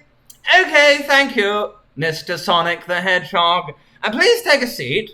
Sonic laughed and turned around to see the boring-ass waiting room he was in. There were lots of plain-looking chairs and a little table with some magazines with celebrities on them. Just then, the door by the receptionist at the reception desk opened. A man in a white suit with slick-back hair walked in. Sonic, my man, said the man, opening his hands up like for a hug, then actually went in for a rowdy handshake with Sonic. Such a big fan, such a big fan. What an honor, incredible. The man let go of Sonic's hand and looked him up and down, smiling while chewing gum. He clapped Sonic on the shoulder. "Clit Simpson, Executive Director of Sonic the Hedgehog. So glad you could make it." He was still smiling, really big, and staring at Sonic with very open eyes. Sonic laughed nervously, surprised by Clit's forwardness. Thanks." Clit slapped Sonic's back. "Come with me. We're all ready for you on set." Sonic snuck in one more wink at the receptionist at the reception desk as he was ushered out of the waiting room by Clit. They walked down the halls of the studio, and Clit kept talking. "Man, my kids have been hounding me all week. When are you going to see Sonic? When is Sonic coming? It's cute. Cute kids. Get their looks from their old man. Didn't tell him you're coming today. You'll have something to sign for him, will you? You don't charge, do you? I'm pulling your leg. Those are some good-looking legs, too. You've been working out, it shows. Wish I had time for the gym." Sonic could hardly get a word in edgewise. They arrived at the movie set, and Clip cupped his hands around his mouth and shouted, "Ladies and germs, the man himself is here, Sonic the Hedgehog!" Everyone stopped what they were doing and stared at Sonic. Sonic felt awkward, but he could feel their admiration. It had been a while since Sonic felt this kind of appreciation. He smiled shyly as they approached him. Clit rushed Sonic down a line of crew members who were eager to shake his hand. Clip kept talking the whole time. "Sonic the Hedgehog, guy's famous, played all his games, got a high school named after him. Love this guy." After shaking everyone's hand, Sonic took a moment to stop and look at his surroundings. Here he was in a real-life movie set. There were all kinds of lights and cameras and action going on about here and here. There was even a green screen. It looked like they were filming a scene in a hospital today. There was a hospital bed and all sorts of medical things around the bed. Sonic shivered. Bad memories. Take a seat, said Clit, approaching Sonic on the set. Sonic turned around and saw Clit patting one of those foldy Hollywood chairs. The back of the chair said, "Sonic the Hedgehog," in big letters on it. Sonic's eyes lit up. "Gee, a chair for me?" Sonic hurried over and plopped ass into the seat. He felt like a real movie star now. "We're about to start filming. Take a copy," said Clit, handing Sonic a thick packet of papers. Act 3, Scene 1. Sonic flipped through the pages of the script until he found the right one. Scene 1, in a hospital. Sonic is panicked and desperate as Amy clings on to life. Sonic froze. Amy? He said out loud, almost without even realizing it. He looked up at Clit. Is she here? Not yet, bud. She'll be out here any second. Clit glanced back at the door. But look who is here! The talent has arrived! Sonic turned his head, too. That's when he saw it. He walked towards him. Sonic heard Clit start talking, but he felt paralyzed, staring at the figure approaching him. "Sonic, meet the star of the movie! He plays you!" Next chapter. Chapter 2, Act 3, Scene 1. Sonic stared at the thing in front of him, eyes wide with terror. "Is that me?" It stared back at him with small, predatorial eyes located at the far ends of its face. Its head was large, but its face only occupied a minor area, making it look disproportionate and full of hate. Its body was covered with coarse, wiry fur the same color as Sonic's. Sonic estimated it to be a little taller than him, with thick, ungainly thighs and shoulders, almost like a CrossFit man wearing his own head. It extended its white, malformed paw hand towards Sonic, and he recoiled. Clit laughed. "Ha! Funny guy! Love this guy, Sonic! This is Sonic!" Sonic stopped wincing and grabbed the other Sonic's hand for a handshake. It gripped Sonic's hand hard and tightened its grip harder still with freak bitch strength. "Nice to meet you," said Sonic, wincing once again as he felt his hand being crushed. It said nothing in return, just looked at him, pumped his hand a few times, and then finally released him from its grip. Nursing his sore hand, Sonic looked at Clit with a pitiful mix of confusion, fear, and sadness. I thought I was the star." "My man, you are a star. You're our star consultant. Who else can get inside the mind of the great Sonic the Hedgehog like you?" said Clit, while the other Sonic turned its head towards Clit. Clit noticed. Well, that's going to get confusing. Say, Sonic, you got a middle name? Me? Said Sonic. Sonic rolled his eyes. Yeah, Maurice. Perfect, great name, Maurice. Old world, old money, suits you, love it. Take a seat on the floor for now, would you, Maurice? We'll get you a new Maurice chair. A crew member appeared from out of nowhere and pulled the chair out from right underneath Sonic, and he fell to the floor. Sonic rubbed his pained butt and looked up. A beautiful young woman was standing over him.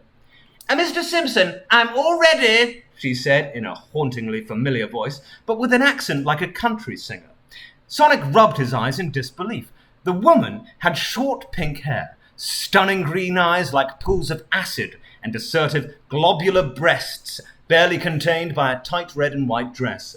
Her red hairband whispered, "Kiss me sweetly," and her tall red and white boots screamed, "Stomp on my genitalia and throat." Amy? Said Sonic, looking up at her. She chuckled. Oh, why, thank you, sir. It's an honour. The wardrobe and makeup folks around here do a mighty fine job, don't they? She did a little twirl.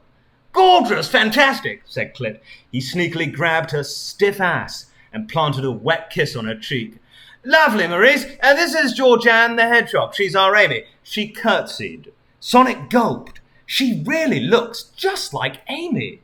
Clit took out his director's shouting cone and shouted, All right, places, people. We've got a big scene to shoot. Sonic sat on the ground looking at his phone, bored and waiting for the scene to start shooting. He kept stealing glances at Georgianne, addressing her with his eyes. It made his heart hurt because he missed his wife, but it made his penis even harder. All right, places, everyone, shouted Clit. Georgianne got into the hospital bed and false Sonic stood next to her. Another person dressed like a doctor stood nearby. A camera person gave a thumbs up. And action! Sonic, it hurts so bad, said Georgianne, crumpling up her face.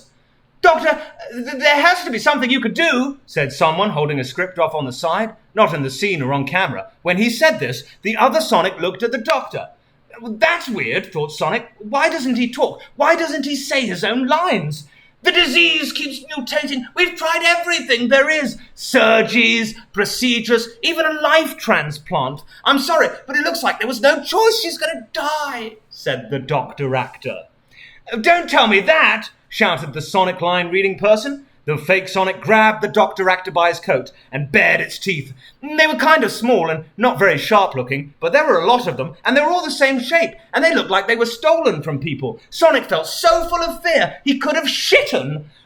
Wait, there is one more thing, said the doctor actor. The doctor actor took an injector and said, This could protect her from the strain that infects her. He squeezed the injector. But damn, we are out of the antidote. Love? If I inject her with love, she might still live, said the Sonic reader while the faux Sonic let go of the doctor actor. Yes, please give us some privacy, said the Sonic reader. I have no idea what's happening. And the doctor actor went out of the set. The counterfeit Sonic walked up to the foot of the bed and reached down towards its reproductoral area. Sonic heard a sound like a deck of cards shuffling, and suddenly its girthy penis enrolled and slapped the piece and slapped the floor with a heavy, wet percussion. It cocked its head back and let out tremendous roar, shaking some glass medicine bottles off the shelves.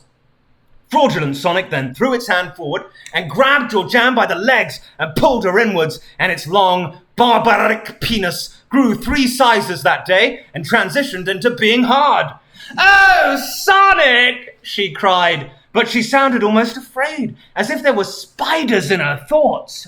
It cracked her legs open and targeted her uterus. Sonic peeked around the side to see if she had a good little pussy, but he couldn't spot it, and it had already taken her violently. It jackhammered her labia to shreds with its trophy gland. Nice on, screamed Georgianne, and she sounded so pleased, just like Amy used to. Sonic was going wild with fear and sadness and the state of being afraid. He couldn't help but feel like his wife was being fucked by a monster right in front of him. It seemed bogus Sonic had only getting started. It continued to move its penis across the Cartesian plane, agitating her vaginal hide. It pumped its arthritic dick into her snitch and basically took apart her entire cervix. Her vaginal defenses now dismantled. Phony Sonic's penis entered her colon and subsequently identified and zeroed in on her G-spot, the prostate. Georgianne, clearly to Sonic a fine actress, was wringing out the nipples on her tits to simulate the erotical feeling of acupuncture. Her uterus was slick with perspiration, but she kept a look of cool pleasure on her face. But when the penis struck her prostate, she could hold her poker face no longer and sung out like Pelagici. They fucked like training chimps, full of pride for their country.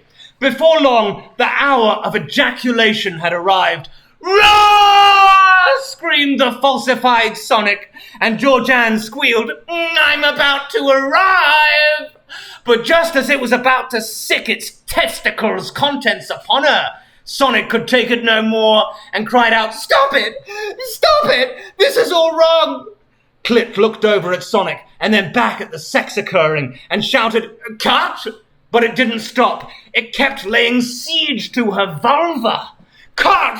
Cut!" shouted Clit. "Even more! Where is that thing's handler?" Sonic looked 10 o'clock and saw a tall mustache man running over to his double-ganger. It grabbed its blue body and tried to pull it off Georgianne, but it just used one arm and threw the man back like he was made of eggshells. The man got back up and stabbed a metal injector into the wild beast. Its movement slowed down and eventually collapsed where it was standing. Georgianne looked hardly fazed by the whole incident, tranquilized and asleep. He picked up the blue creature's head and narrowed his eyes at Sonic, as if to say, "This is all your fault," and then dragged it away into another room behind a door labeled R&D. "Unbelievable," said Clit. "Well, I'm sorry you had to see that, Maurice.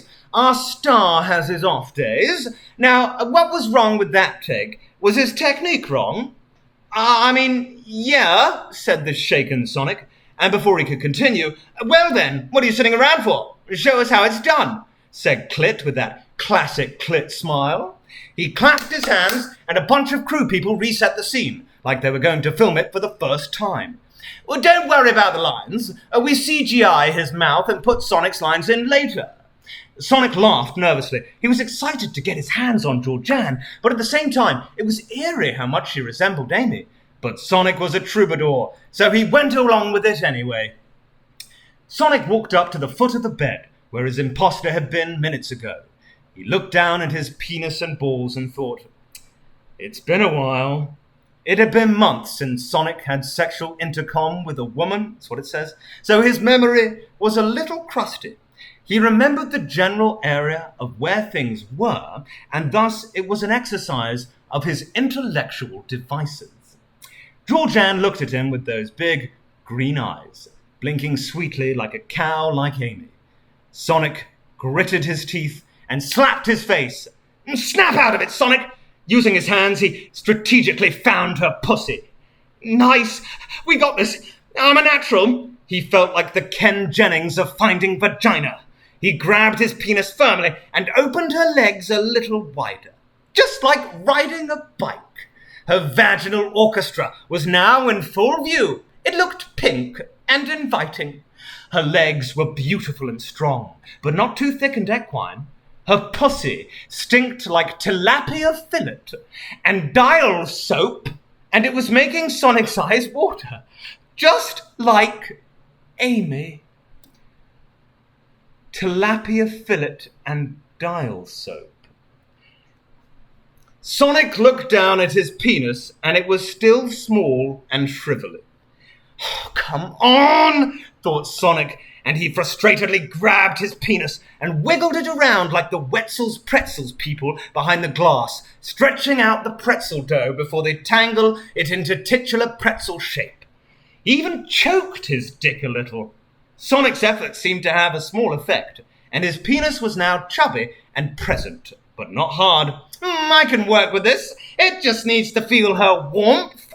Unable to get fully erect, Sonic propped up his penis with his hand and slipped it into her vagina. He performed his iconic sex methodology, but still couldn't feel his penis getting hard. He stared deeply into her red dress, lost in his own thoughts. Come on! Come on! Have you started yet? Said Georgianne, popping her head up to look at Sonic. Sonic felt a hot flash of embarrassment that was quickly followed by frustrated agony. I'm just getting started now! Determined, though still flaccid, he pummeled her erogenous zones with her entire pelvis. Georgianne scrunched her face up a little, but not even close to how tensed up Sonic was. Damn it, work already! He moved harder and faster and with more aggression. She's gorgeous! Sonic continued to internally scold his penis, and he was now slamming her pussy precinct so hard it sounded like Donkey Konga. Come on, it's only my... Sonic slowed down and then fell out of her vagina, and he let go of her and grabbed his head, clenching his eyes shut. But he couldn't hold them back anymore. Sonic started to cry. He covered his eyes and started sniffing. And soon they came on even stronger, and he collapsed onto the ground and sobbed uncontrollably. Maurice, said Clit, resting his hand on Sonic's shoulder, why don't you get some rest? We'll see you tomorrow. Sonic could hardly sleep that night. But that was nothing new. I'm such an idiot. I can't do anything anymore, and they replaced me with that thing. Sonic felt his heart rate raising. I don't want to go back there anymore. It's so embarrassing. How could they look at that thing and think, oh, that's Sonic. That's not me. Sonic shut his eyes harder. That's not me! Sonic fidgeted and stomped his heel into the bed.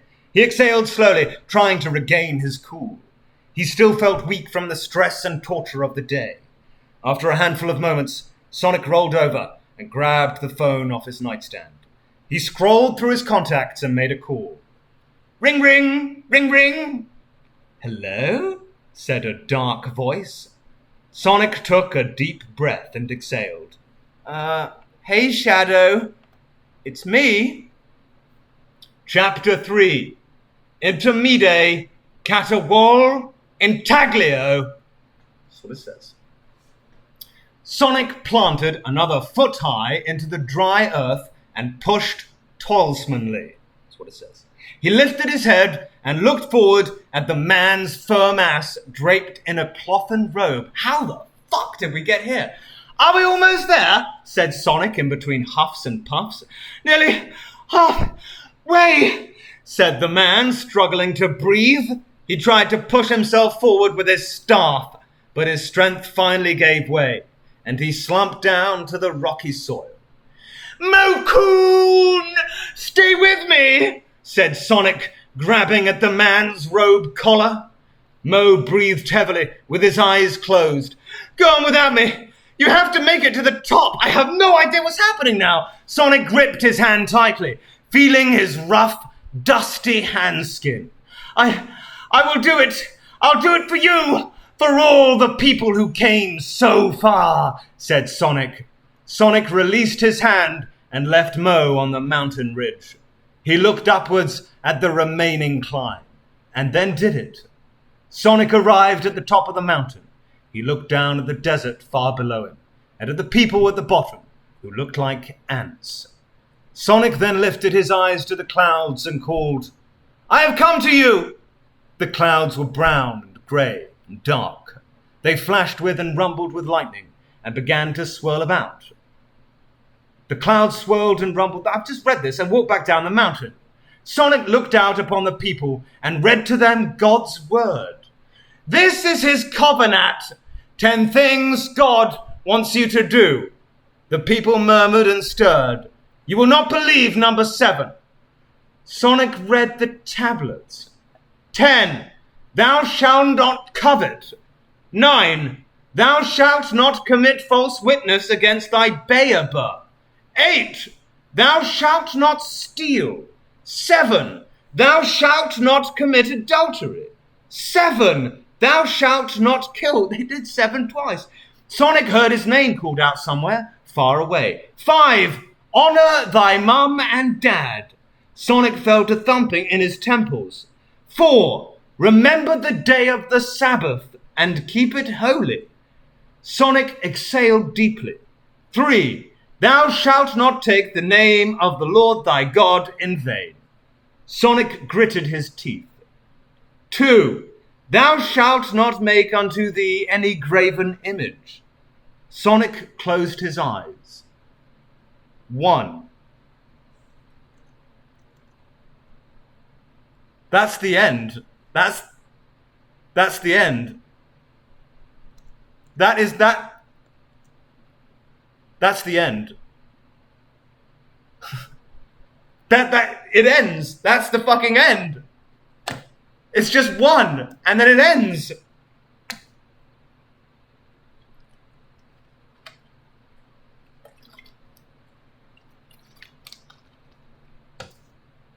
That's the end. What? What? That can't be right. That's the end. I have no idea what happened. What the fuck happened?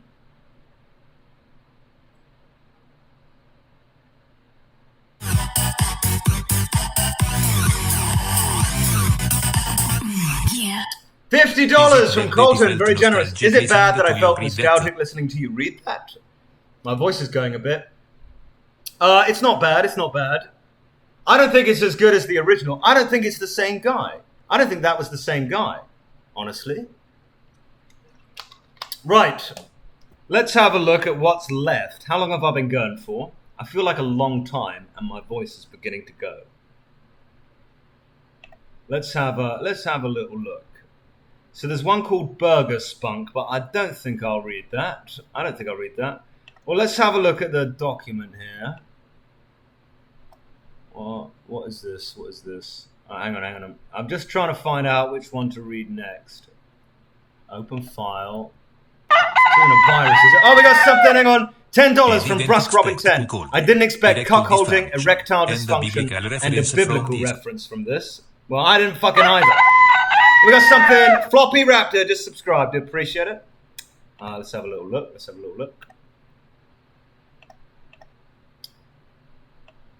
So there's something called Clown's Not At All Gay Birthday.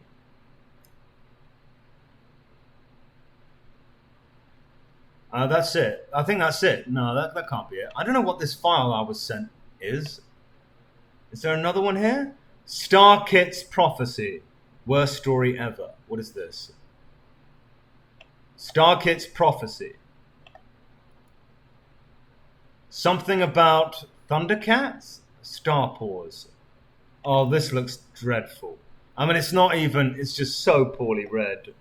This one is called Corpse Husband Goes to the Store, and it's literally like a paragraph long, so I won't bother with that.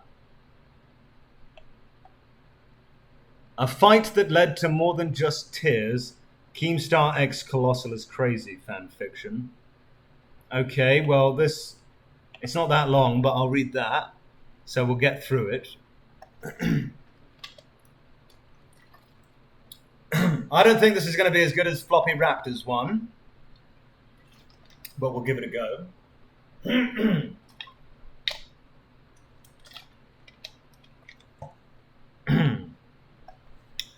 So this is called Colossal Went a Bit Too Far by Mushy Mushers. And the profile picture is just pasta. I have no idea. Chad had ended the baited episode in a hurry, not wanting to hear the bullshit the two fucks were yelling about. Keem was riled up from the fight his face heated, his hands shaking, his dick hard from the clown's stubbornness. Oh, how much Keem loved how stubborn Colossal is. But he didn't love it this time. Yes, of course he loved it when Colossal denied the pleasure and satisfaction it brought him when Keem pounded his asshole with no mercy. But this wasn't one of those nights. This was a legitimate fight between him and Clown. What angered him the most was the fact that he couldn't drive to his house and teach the Clown a lesson with his girthy cock. For Colossal was too far away, on one of his rich boy holidays again. "Chad, leave the call," Colossal demanded. He sounded frustrated, but the raspiness in his voice, true, suggested he was going to give Keemstar a piece of his mind, or rather ass. "Don't fucking tell me what to do, you redhead cunt!" Who's got the red hair? Now, Keem was angry because the fat blonde refused to leave the call so Keem can virtually come on Colossal's ass. They both argued for what seemed like 20 minutes. Doesn't sound like much, but it was. It was too much for Keem's hardening rat tail to stay calm. So he did what any rational, horny, mutant rat would do, and kick Chad out of the call. Probably block him too. "Finally, that blobfish left," Colossal exclaimed, relieved. Keem just hummed in agreement. A short pause fell into the atmosphere. They both couldn't stop staring at each other. Brackets, maybe because if they looked hard enough, they'll see their own reflection. They both sighed in unison. They knew what was to come. Under any circumstance, they would be excited, but they weren't near each other. Colossal couldn't dig his nails into Keem's back until blood seeped out. He couldn't shove his dick between the other's tits and come into his beard. He couldn't do any of the shit he secretly loved to do. Somehow, Colossal thought that maybe his trip wasn't such a great idea. For the first time, he didn't like the fact that he wasn't home near Keemstar. He missed those nights where Keemstar would come to his house, fuming with rage and unsatisfied lust. He missed those nights where his ass was pounded beyond recognition, afterwards cuddling up next to his fellow YouTuber and scratch his beard until he fell unconscious. "Keem," he voiced from the other side of the screen, pulling the other out of his lustful gaze at him. "I'm sorry for what I said. You were right and I was wrong." His voice broke. He just wanted the scent of the gnome filling up his nose, his lengthy gnome cock to fill him up to the brim with his garden water. Brackets, 3 question marks. "I swear to God, if you weren't home right now, I would have fucked you so hard and come straight onto your asshole." Keem's impulsive words sent shivers down the red hair's spine, going straight to his throbbing cock. "I do not have red hair." "Why, wait!" The sound of his belt being struggled with grabbed the attention. "Oh, fuck it out!" $5 from Psychic Sono. "You already read this, you dementia-ridden old fuck." Did I? I don't remember reading this. Did I read this? I've read this before? I don't remember. It's just fucking porn, basically. I don't even remember reading it. All right, well, I'll go to the next one then. Okay, this is going to be a risky one. Only because, not because there's hopefully any dirty fucking porn in it, but just because I have no idea what to expect. It is called Starkit's Prophecy, Worst Story Ever. And it's by Delia_Dazzles, anime profile picture. Right. So first we have to go through the characters. And it appears there are quite a few of them. So she's setting up quite a few characters here. Alliances. Okay, so like I said, this is my first story. Be nice, plus. By the way, it's set of dear sunset. So, Thunder Clan. Leader, Firestar. Ginger Tom with a flame-coloured pelt. Deputy, Bramble Claw. Dark brown tabby Tom with amber eyes. Medicine Cat. Jay Feather, Grey Tom. Warriors, Squirrel Flight. Dark ginger she-cat with green eyes. Apprentice, Foxpaw. Dustpelt, dark brown tabby Tom. Sandstorm, pale ginger chica. Cloudtail, long-haired white Tom. Apprentice Daisy.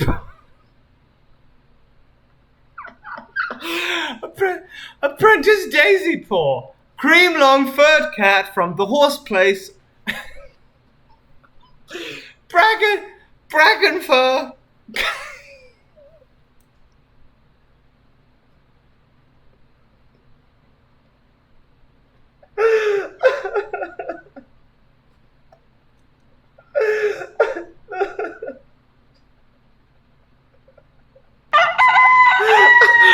Something. We got something. Oh my God. I don't know if I can do this. Oh God, literal tears are coming down on my eyes. Oh, I think I'm going mad. Apprentice Daisy Paw, cream long-furred cat from the horse place. Bracken fur, golden brown tabby Tom. Sorrel tail, tortoiseshell and white she-cat with amber eyes. Thornclaw, golden brown tabby Tom. Brightheart, white she-cat with ginger patches. Spiderleg, long-limbed black Tom with brown underbelly and amber eyes. White wing, white she-cat with green eyes. Apprentice, ice paw, birch fall, light brown tabby Tom. Grey stripe, long-haired grey Tom. Berry nose. Berry nose, cream-coloured Tom. I got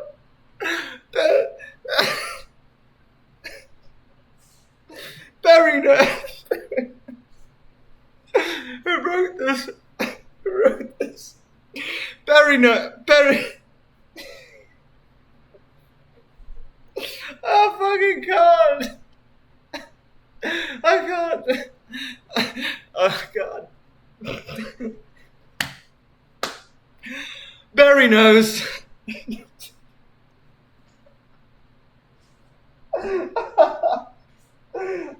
Oh no, that was not possible. Oh, there's so many. Why have they made so many characters? They're all cats. They made so many characters and they're all cats. They're all cats. Oh, fuck me. Oh God. Oh. Berry nose, cream-coloured Tom. Hazel tail, small grey and white she-cat. Mouse whisker, grey and white Tom.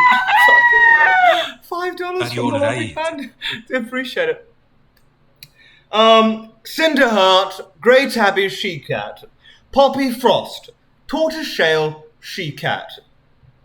Honey Fern, light brown tabby she-cat. Lion Blaze, golden tabby Tom. Holly Leaf, black she-cat. Foxheart, reddish tabby Tom. Icefire, white she-cat. Toad Ribbit, black and white Tom. Rose Flame, dark cream she-cat. Briarstorm, dark brown she-cat. Bumbleflower, a very pale grey Tom with black stripes. Blossom Wind, pale brown she-cat with a dark stripe along her spine. Apprentices, Fox Daisy Paw, cream long-furred cat from the horse place. Flame Paw, fire-coloured she-cat with one grunny eye and one blue eye. Lake Paw, bright blue grey she-cat with blue eyes. The last two are Star Kit's sitters. Jazz Paw, red she-cat with blue eyes and a black tail. Queens, keeps going. Fern Cloud, pale grey brackets with darker flecks. She-cat with green eyes, mother of Dust Pelt's kits. Dawn Sparkle, bright tortoiseshell she-cat with gargantuan blue eyes, mother of Jay Feather's Catis. for Malali of Shadow Clan. Kits. Star Kit, greyish blue and purple she-cat with molting orange eyes and a white star on her forehead. Elders. Long tail, pale tabby tom with dark black stripes. Retired early due to failing sight. Mouse fur, small dusky brown she-cat. Weasel pelt, big red tabby he-cat with booked yellow eyes. He's Rowan-Claw's dad. He came to Thunderclawn with Dawn. Dido, leaf pool brown tabby she-cat. Shadow Clan, leader Blackstar. Large white tabby tom with huge jet black paws. Deputy Russet Fur, dark ginger she-cat. Medicine Cat, Little Cloud, very small tabby tom. Apprentice Flame Paw, brackets ginger tom. Warriors Oak Fur, small brown tom. Apprentice Tiger Paw, brackets dark brown tabby tom. Rowan Claw, ginger tom. Smokefoot, black tom. Apprentice Owl Paw, brackets light brown tabby tom. Ivy Tail, black, white and tortoiseshell she-cat. Apprentice Dawn Paw, brackets cream-furred she-cat. Toadfoot, dark brown tom. Crowfrost, black and white tom. Apprentice Olive Paw, brackets tortoiseshell she-cat. Kink Fur, tabby she-cat with long fur that sticks out at all angles. Rat's Car, brown tom with long scar across his back. Apprentice Shrewpaw, brackets grey she-cat with black feet. Snake Tail, dark brown tabby tom with striped tail. Apprentice Scorchpaw, brackets dark grey tom. Whitewater, white she-cat with long fur, blind in one eye. Apprentice Redpaw, brackets mottled brown and ginger tom. Tawny Pelt, tortoiseshell she-cat with green eyes. Flame Wind, flame colour tabby tom with green eyes. Tiger Claw, huge dark brown tabby tom with long claws and amber ease. Dawn Feather cream tabby she-cat, brackets she's a different can't than the one in TC, okay? Olive Paw, bright brown she-cat. Queens, Snowbird, pure white she-cat. Elders, Cedar Heart, dark grey tom. Tall Poppy, long-legged light brown she-cat. Wind Clan, leader One Star, brown tabby tom. Deputy Ashfoot, grey she-cat. Medicine Cat, Barkface, short-tailed brown tom. Apprentice Kestrel Paw, brackets mottled grey tom. Warriors, tawny tabby tom. Crow Feather, dark grey tom. Whitetail, small white she-cat. Night Cloud, black she-cat. Gorse Tail, very pale grey and white cat with blue eyes. Weasel Fur, ginger tom with white paws. Hairspring, brown and white tom. Leaf Tail, dark tabby tom, amber eyes. Apprentice Thistlepaw, brackets long-haired white tom. Dew Spots, spotted grey she-cat. Apprentice Sedgepaw, brackets light brown tabby she... That's enough! That is enough, man! Like, oh my god, it keeps going! It keeps fucking going! I don't believe how many fucking characters she created. I was only halfway through. I was only halfway fucking through. Are you fucking joking? I thought it must be over. Right, next chapter. Let's go. That was the characters and I didn't even finish it. Here we fucking go. Pruloge, brackets, lol. Chipotea, Owen Pruloge. This is what it says. This is how it's spelled. The misspellings are like everywhere. I'm just going to read it as it's been written. There's nothing I can do about it. The cats gathered around a pool. They all looked into it eagerly. A dark shape appeared on the surface. A blue she-cat looked up. Her eyes were bright. "There is a prophecy," she said. "Out of the darkness, stars will come and get rid of the evil tiger and Holly." "It's about Starkit," a white Tom said. "She's going to save the forest." He looked at Gold Tom by Blue Star. "She had powers nobody dreamed of," said the Gold Tom. Should we tell J-Feather? He asked. Yes, said Blue Star. He needs to know. She walked away from the pool to tell J-Feather about the prophecy. Did you like it? Please tell me in review. Lol. Next part. The rose of a... Fucking hell. Who were the characters again? I'm not Can't reading quite the remember. I have no idea what's going on. I'm not reading the characters. Thank you for $5. The Rose of a Heroine. Brackets XD. Chapter to the Rose of a Heroine. Okay, Jazzy-kun, please don't get mad at me because you're not in it yet. You'll appear soon, don't worry. Starkid, Walk Up, and Sunlit was in the branches. Oh, fucking! Thank you for the subscription. Mod sub. Do not read. Starlit woke up and Sunlit was in the branches. She closed her eyes again, still tired. Oh, don't read this? You mean don't read this story? Are you telling me not to read this? I mean, this is what people wanted me to read. Do I read this? Well, one, if I keep going. Two, if I select another. Could have said it earlier. Could have fucking said it earlier. Oh, don't read the dono. Okay. One, if I keep going. Two, if I pick a different one.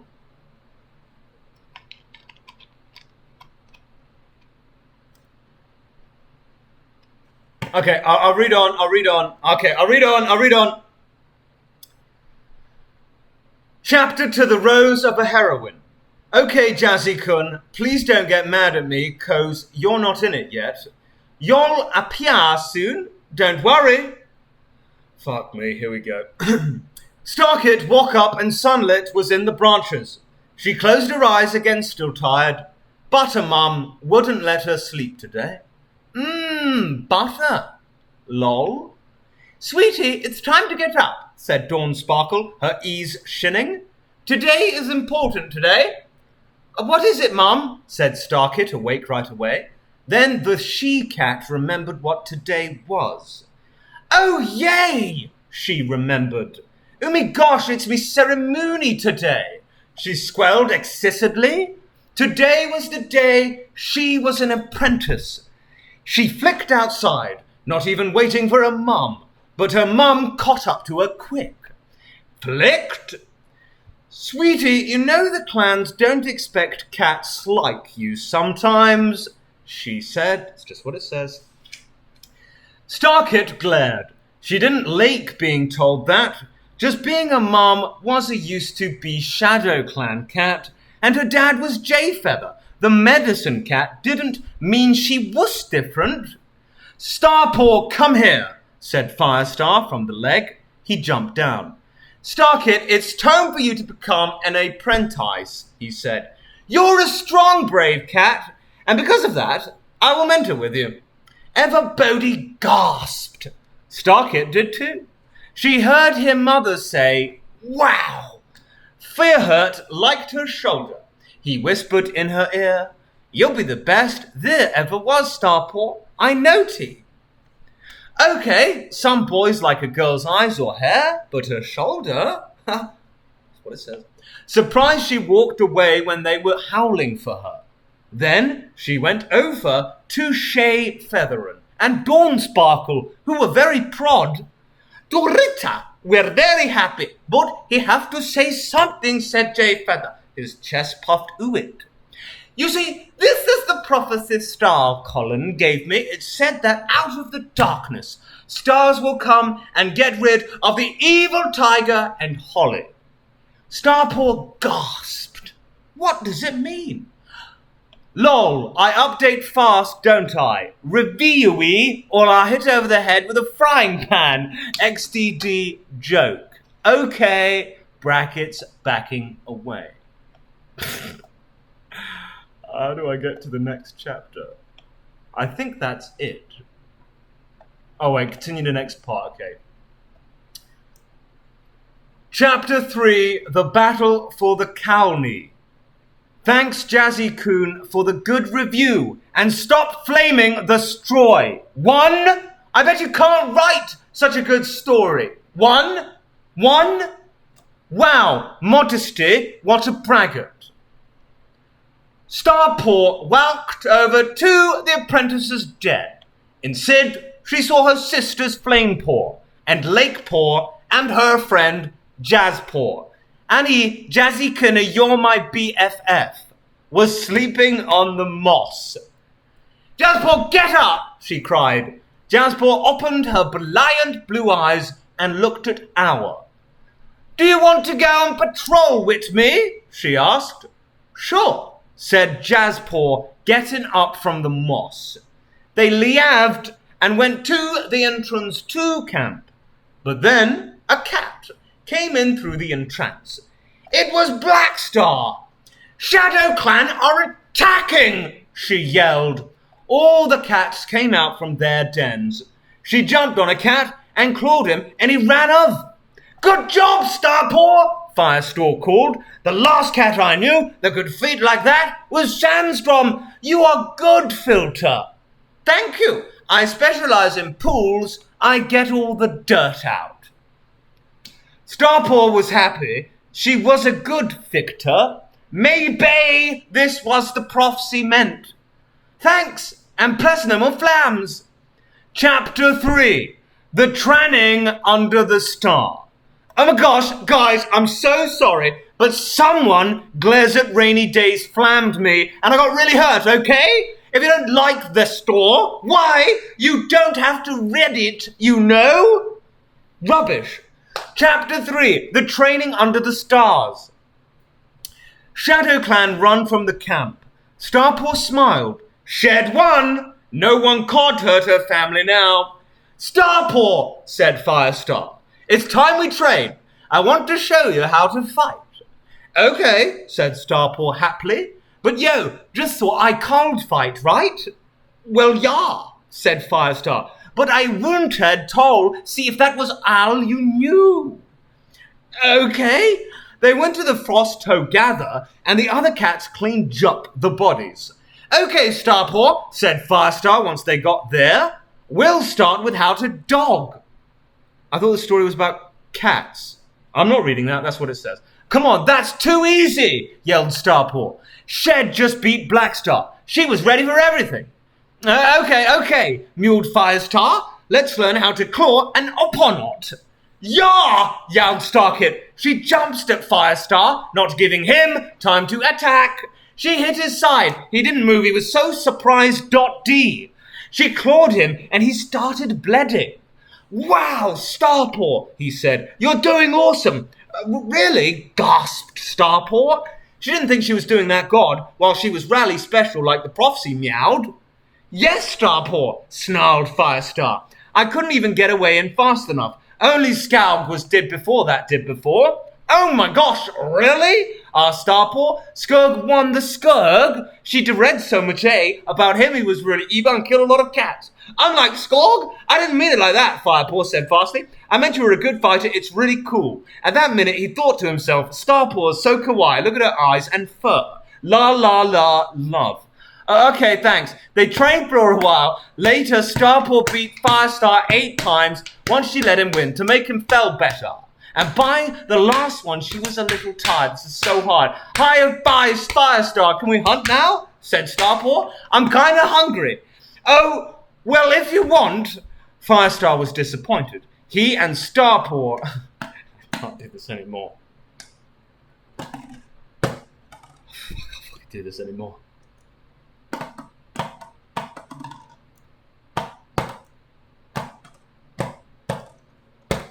This is like, it's giving me actual brain damage. I need a fucking cigarette. I'm losing fucking brain cells with this. But this is what people posted. This is what people wanted me to read. I probably should have prepped for this a little more. Probably should have had a bunch of people read it and tell me if it was readable. Right, cigarette anyways.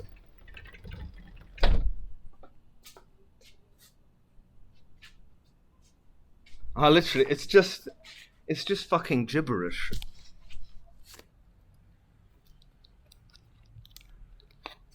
Alright. Let's have a look at what else we got here. I think, like, that's it. I'm not finishing that. It's so bad. Like, it's just so poorly written, it's just gibberish. But we had some good ones there. We had the Keemstar ones. And we had the Sonic fanfiction. That was good. A raptor and his pack. Like, what's this? Oh, no. I don't... This story is... Oh, we got something. Hang on. $5 from Brush Brother. What's your favorite cat mine star for? You seem like I'm losing my mind. Thank you for the $5. This is just... It's just gibberish.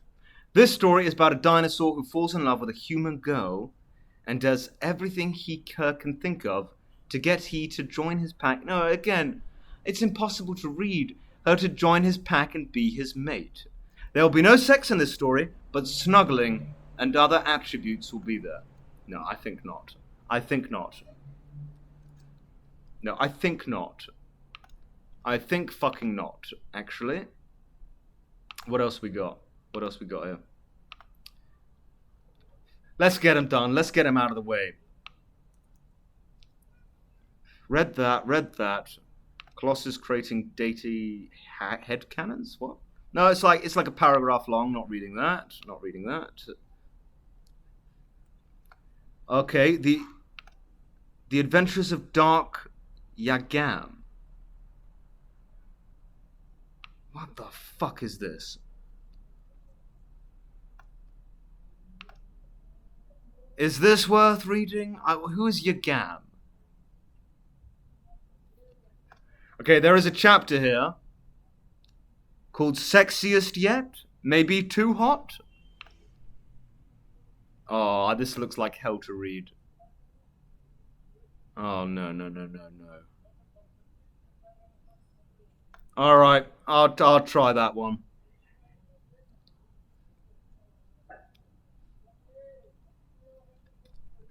Are there any other recommendations before I try this one?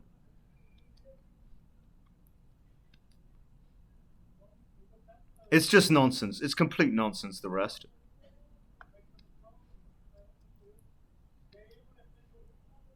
Alright, so there are no other suggestions? You're literally leaving me to do this one? And it's long as well.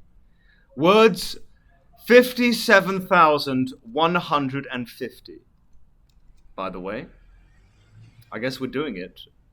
Chapters 48. Are you seriously going to make me do this? 57,150 words, chapters 48.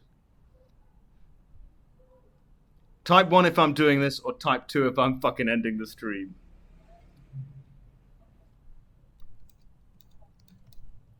Because I'll do it, and I'll do it to completion. If this is the last one, and I never have to read fanfiction ever again.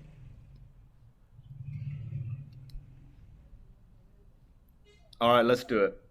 Let's finish the cigarette and do it. Let's do it. This is it, though. Never ask me for a fanfiction stream again, because I have lost my mind.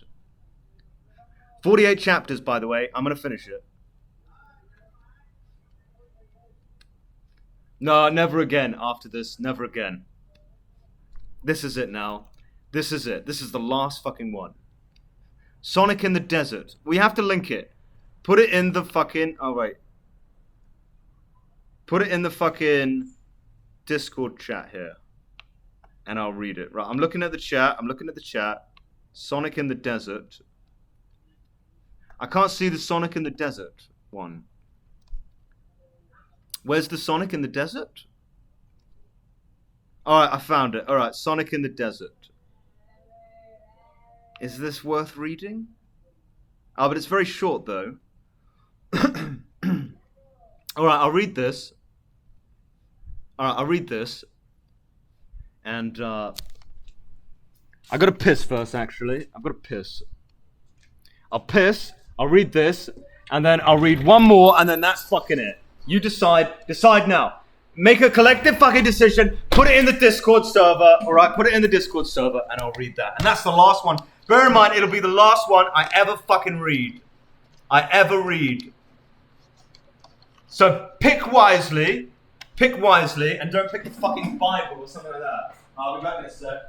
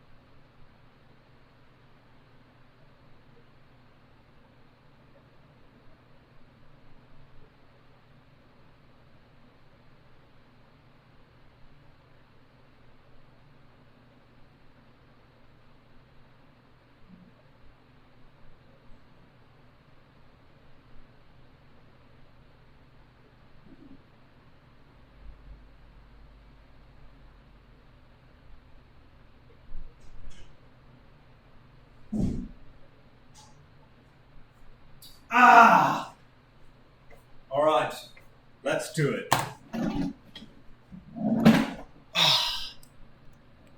2 secs. Burger Spunk is good too. Okay, gayest fanfic made by Make a Bitch. It's good, not very long. Burger Spunk, apparently. There's something called Burger Spunk. Might read that. Fucking Burger Spunk. Really? Am I really reading this? Right, okay. So this one is called Sonic in the Desert. It's not that long, thankfully. 745 words, long enough. And it starts like this. And Tails collapsed.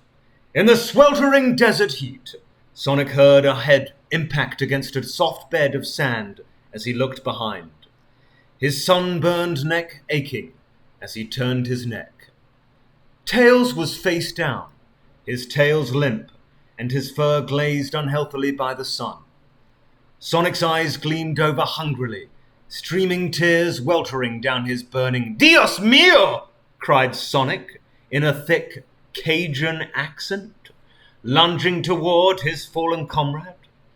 Sonic knelt, his voice cracked, and his eyes welling with tears, turned Tails over. Tails breathed lightly in the sandstorm, his eyelids crusted with blood, and closed over his sand-battered eyeballs. Sonic thought of each sand particle ground firmly against millimetre-long spaces in Tails' corneas, and his stomach growled a little.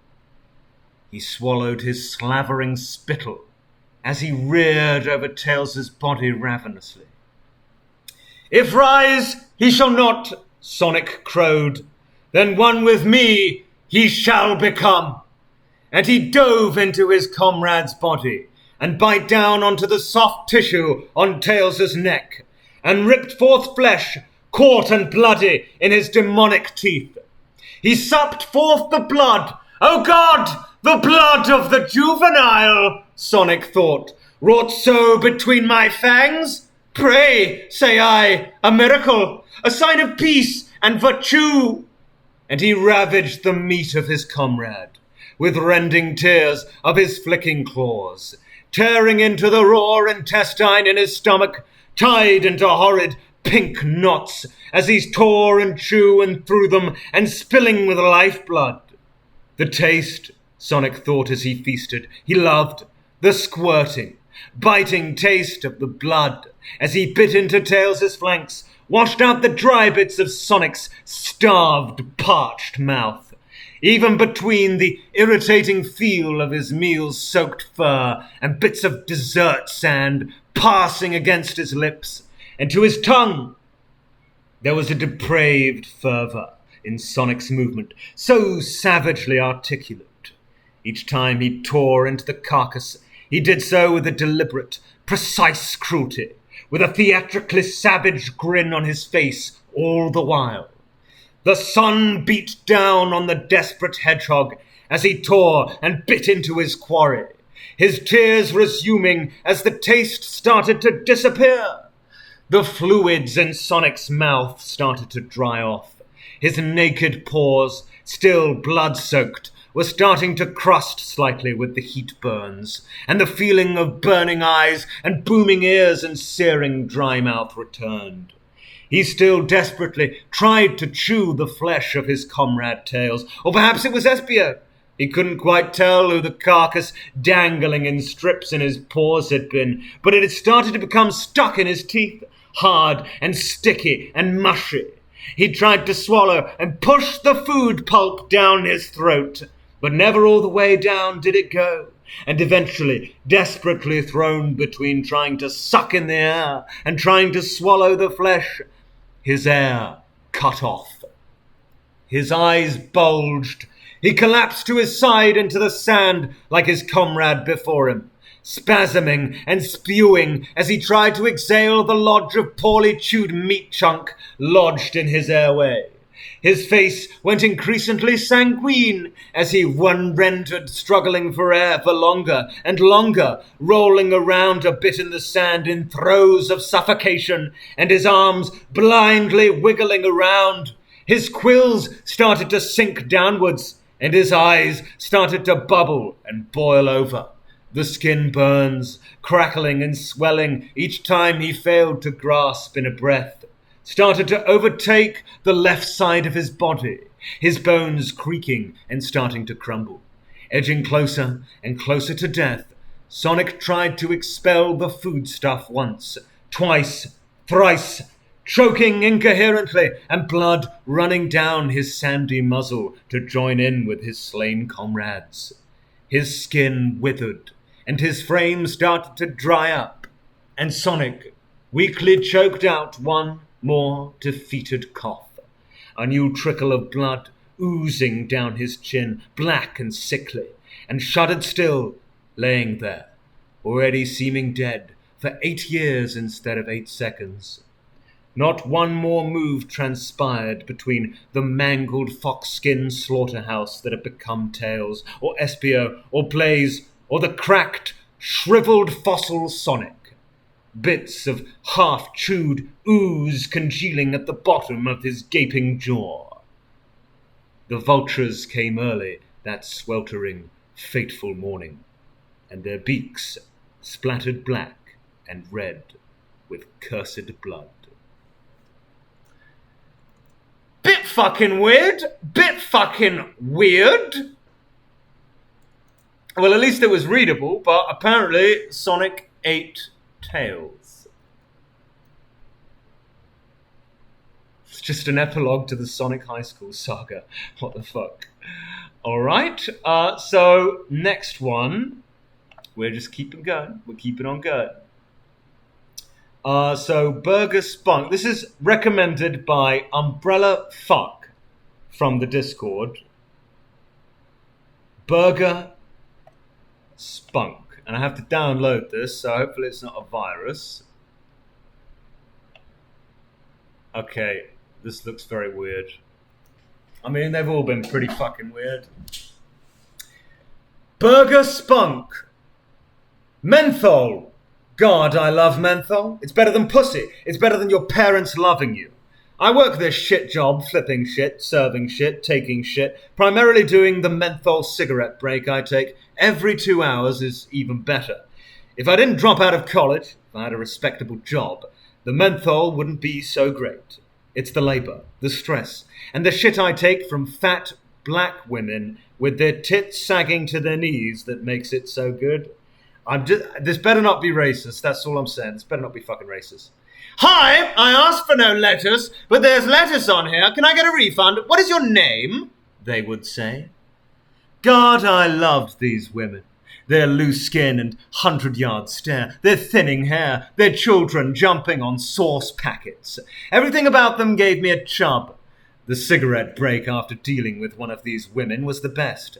I would let it take me, falling, collapsing into the trash around the back of the building where we had to smoke.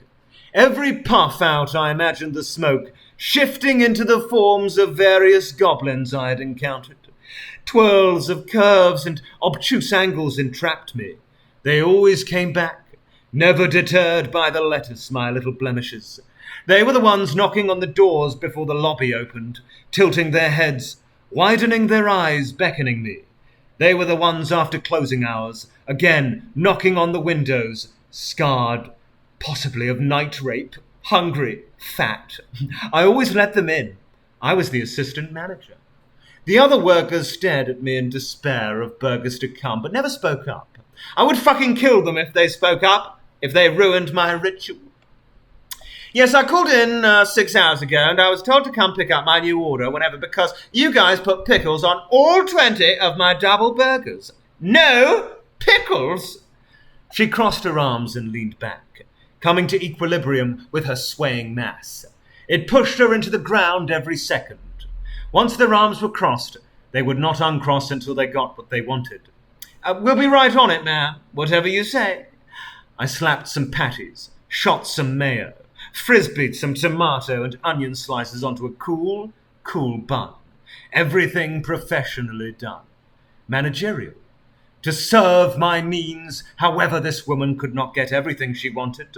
I had smoked all day. I was throbbing. I picked up a single pickle ring. I was in the business of menthol after all. Why not? Why shouldn't I place it? Burgs were just a side hustle, a means to an end, to a climax. I placed the mega-sized burger bags on the counter, filled to the top. The store was dark. The chairs were already on top of the tables. The others were mopping and cleaning up. Now was the time, if ever. Monisha, today's hog, began opening each plastic wrapper, placing every burg on the counter next to the cash register after they were verified to have exactly 0 pickles. 1 by 1 to 15, where she stopped, her eyes that were seemingly driven deep into her face by means of fat now glared up at me from the burg. This was it. Now, no, I don't see what I think I see, sir. How about you look at this burger? Her fat swayed under her pendulous arms, showing me the patty, pickled. The purple tank top in front of me was surely one of the few possessions she'd still fit in. Her grey sweatpants tucked away a lump of enormous size. Babe, you ain't fooling no one. I know the pussy ain't that fat. Oh no, I can't believe we've let this happen. This is horrible. Oh, fuck! Thank you for the subscription, Tesco valued. I think it's about to get even weirder here.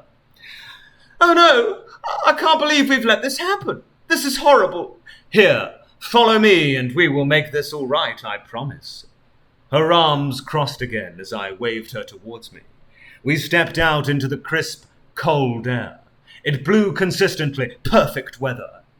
Her meat justy grumbled as she leaned on the front windows, making the glass ache. Don't worry, babe. You got enough meat to hibernate out here. I walked back towards the trash zone. White cement walls encased the 2 large bins of slop inside. Special sauces and plain old ketchup encrusted each disparity in the wall. Years of residue had built up here. The sidewalk inside was tattooed with paper bags and wrappers. Everywhere were scattered cigarettes. I entered my home and turned around, being met with increasingly angry crossed arms. Her face consorted into a comically exaggerated frown, the weight of her fat allowing her to easily assume this gesture. Here, look at this. I pointed to nothing, but drew her into my house. I don't see what nasty trash has to do with it. I grabbed her by the scruff of her meat neck and gently pulled her father in. Momentum. I didn't need much of it to topple the beast. She whimpered. The speed at which her body fell left her brain behind. I squatted down, sitting on her. My legs straddled her width. Just barely. I untied my smock, pulling out my pack of swishers and lighter from the pocket inside. I sank deeper into her meat. She was conscious, but truly too fat to do anything. Gravity did all the hard work for me. I lit up. My cock smashed against the inside of my black work pants.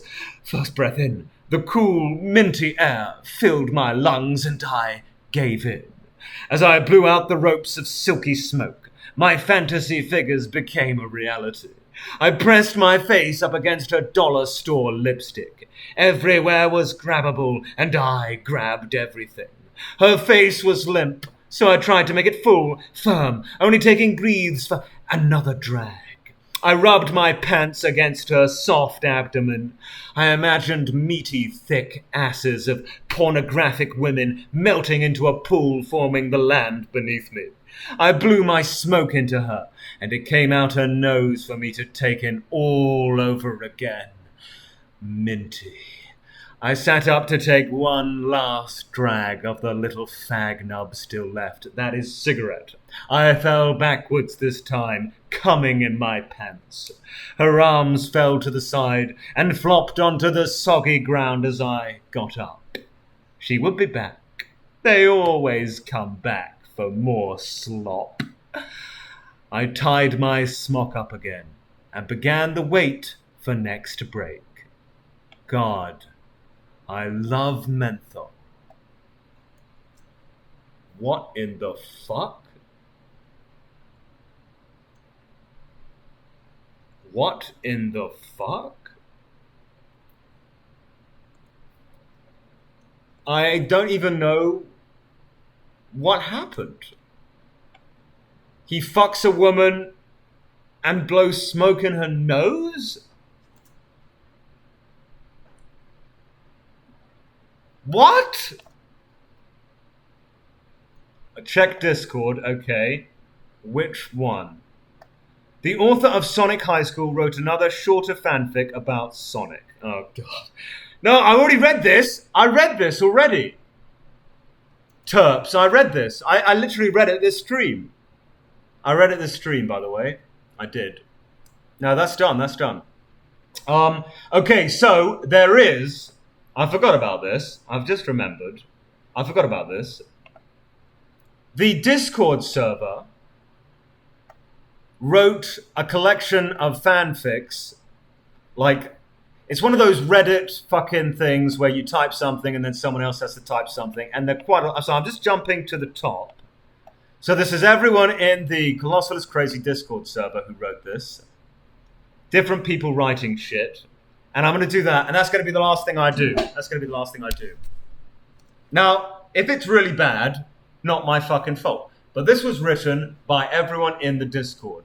And if you want to add to it, now's your chance. Basically. Unless it's like really bad, and then I'll stop. Okay. Floppy Raptor starts it off. Maybe I should stream in 20 minutes. Pondered Colossal. Nah, he concluded after he took the last puff of his 30th cigarette of the hour and went off to engage in homosexual activities. Also, he was balding. 10 out of 10 storytelling. A+ for balding. Once upon a time, there was a British red-haired queer fella named Pyro who was watching a Leafy is Here video one day and said to himself, hey, how about I do that, but worse, because I'm British?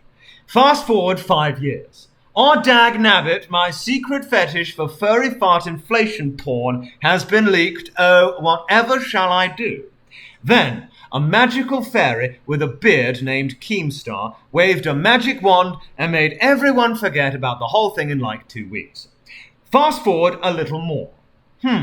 Today, I will make an almost 8-hour video on a TV show that no one outside of jolly old England watched, and everyone lived very gaily ever after. The end, brackets, question mark, post-credit scene of Leafy's hand rising from an unmarked grave and the sound of lizards hissing. The Tekken series used separate buttons for right and left limbs, resulting in 4 buttons. Other trademarks include throw escapes and starting from Tekken 2, auto block. Each iteration was improved upon both graphically and technically. Tekken 3 introduced the ability to move into the foreground or away from the background, commonly referred to as sidestepping. Also, Tekken 3 reduced recovery time after being knocked down than previous games, and each game afterwards includes rolls to recover instantly after hitting the ground, allowing the player to get back into the fight instead of pounding buttons. Tekken 4 gave characters even greater mobility by adding true 3D movement while simultaneously including geometrically complex arenas with unleveled ground, obstacles, and walls. This differed from previous Tekken games, where all of the arenas were level and contained no boundaries, meaning the player could walk forward or backward without limit. Tekken 5 saw the return of both walled and infinite areas, with the fluid mobility of Tekken 4 being toned down to appease many players who felt it made the game more focused on invasion, said Colossal. "Silence, old man Pyro said, as he pulled out his dick, which was in fact a Hellfire missile. My fellow Briton, your name is literally Nigel, said Colossal in response. It's Niall, you prick! They both suddenly exploded for no discernible reason, taking the entire city of London with them, and world peace was finally established. Later, somewhere in Israel, a gnome smirks. Clown's not at all gay birthday. It was a beautiful, sunny, convivial day, I don't know that word, convivial day of partying at Casa del Payaso. Clown's yummy birthday cake was decorated with a sugary 99, and all the guests were there, enjoying the main course's yumminess, donning signature roadkill costumes Clown made them wear every year. Pizza Time bass boosted 10-hour, just looped for the third time, blaring through strategically placed speakers, making Clown all the more grateful for his utter deafness. Seeing all the guests prancing about, getting ready for the evening celebration, it made Clown more than happy, and he couldn't keep still at the thought of his grand surprise birthday gift to be shown to him just after sunset. His pallid face was tense, and his thick, crimson Spanish lips quivered with excitement, so much so that one of the 3 cigarettes he was smoking shook out of his mouth onto a passing guest wearing a familiar yet peculiar mask modelled after a malnourished pig. The pig burst aflame and started running and squealing like a big, flaming and tasty pile of smoked bacon he was. Clown paid no attention to that. With glee, he jumped up and down by the gnome cage. Inside, Keemstar, a creature that looked human being but shorter and more shriveled, was running round screaming, "I'm fast as fuck, boy!" with a powerful Dixie accent. It tried to escape its cage by completing a rat maze, following the scent of popcorn, but each time it came to the finish line, Clown would grab him by the neck and send Gnome back to the start, all while screaming, "Bonus go! Bonus go!" It was a riot, and everybody appreciated Clown's skill, refinement, and exquisite sense of humour. Thank you.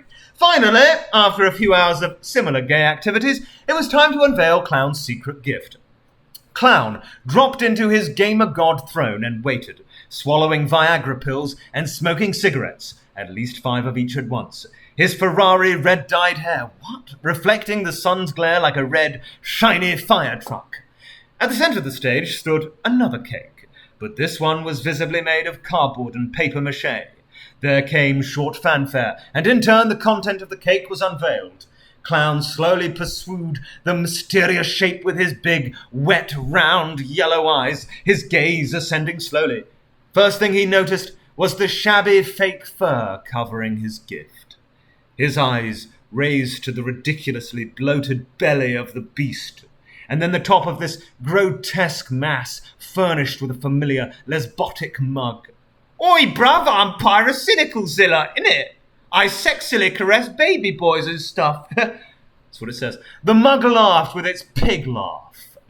Clown, who didn't even realise the shock had made him stand up from his gamer god throne, gazed bewildered as a sticky and smelly substance was poured over the disgusting furry mass.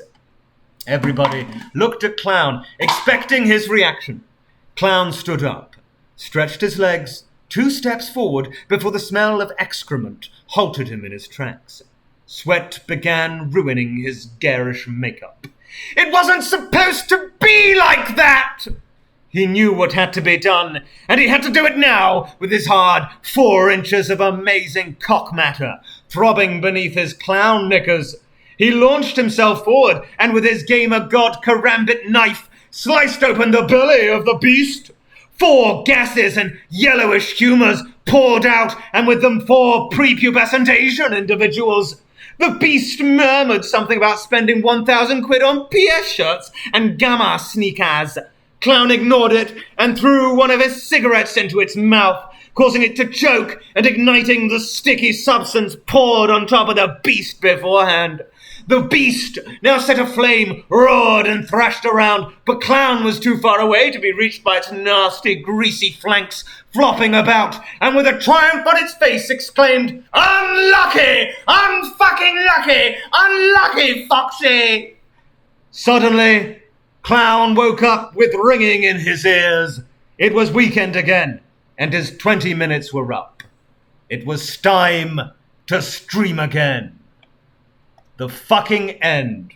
Pretty. Thanks. I think the title is a bit misleading. It's ironic and also hints at the twist in the story. God, that's genius, I know. Once there was a wormlet named Clown and a fat burping pyro. So guys, we did it. And so they did. The end. Brackets, author's note. I'm not a writer. If you hate this story, then you're a prep.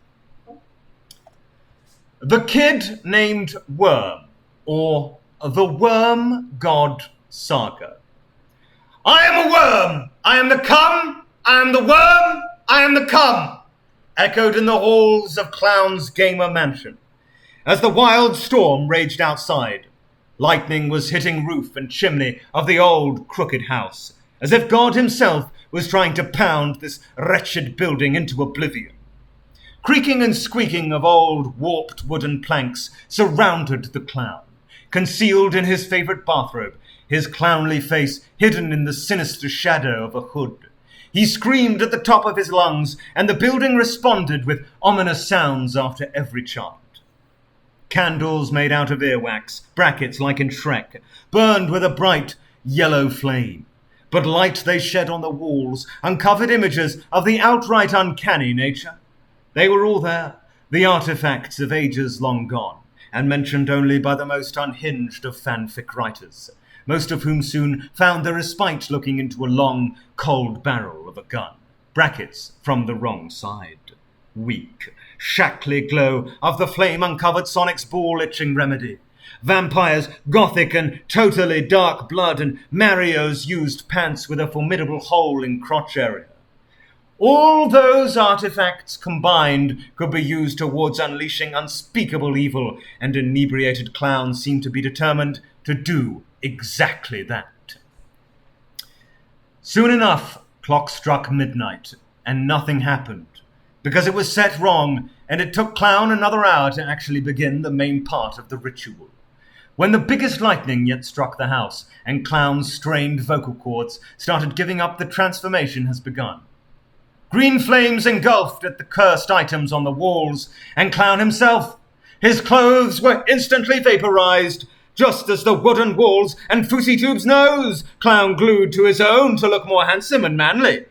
Suddenly, all the candles started burning very intensely, and flames shoot up to the ceiling, burning up the earwax almost instantly. In the ensuing darkness, nothing was heard except the queer sound of wet bodies squirming around on the floor. Few hours later, Pyrocynical and Dolan came into the house, because they wanted to laugh at Clown and make fun of his balding problem. Brackets, which was exaggerated and actually completely made up, by the way. I didn't write that.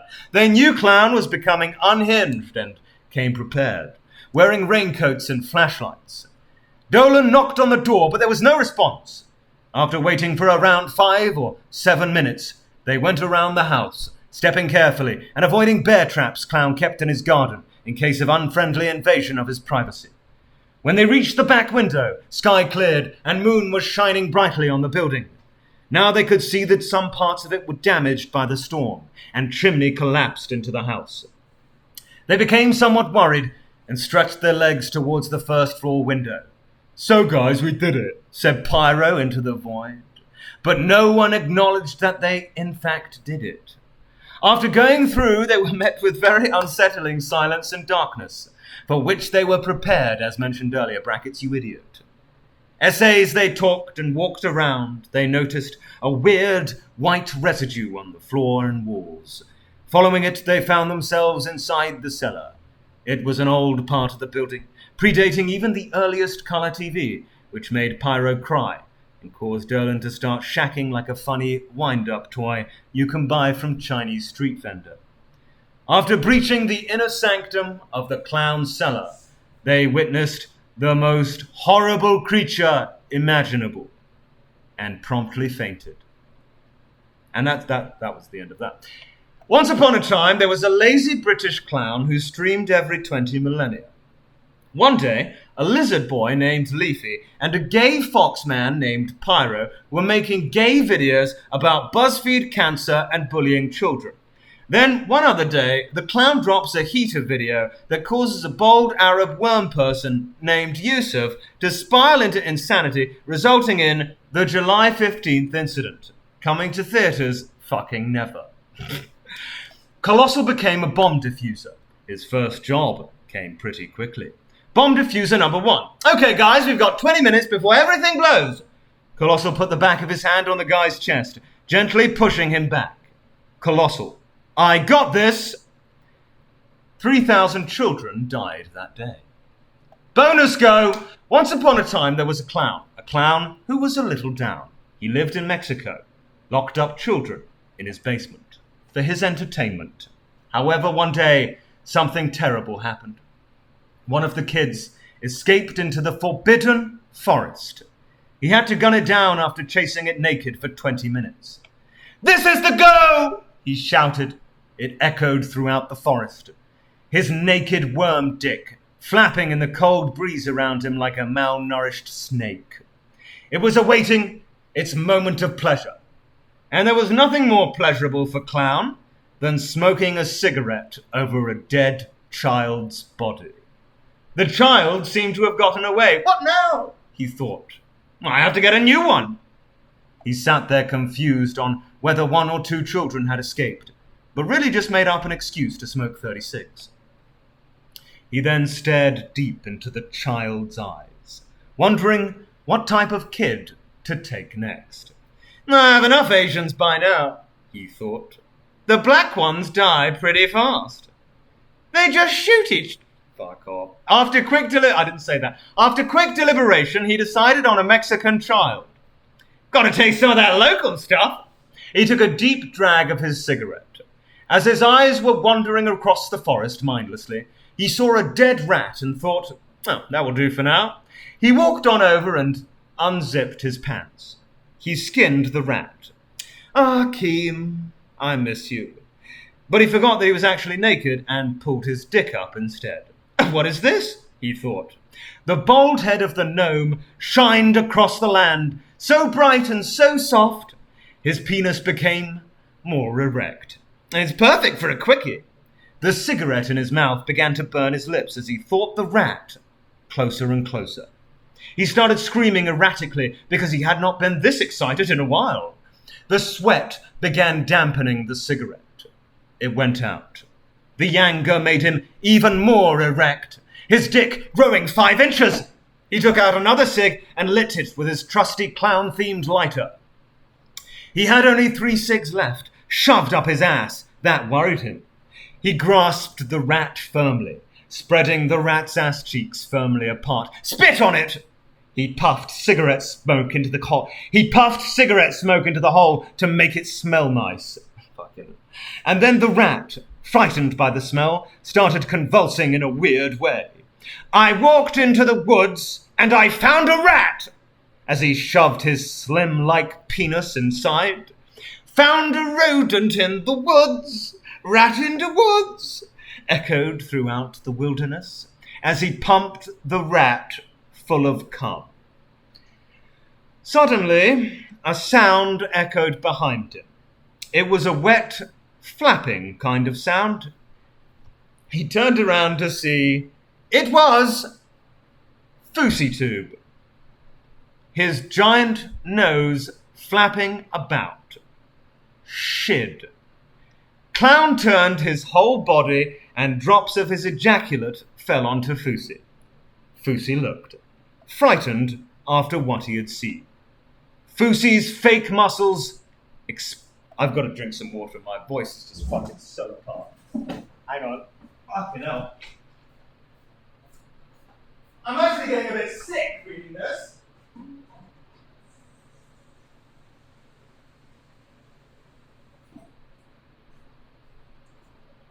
Oh, that'll be over soon.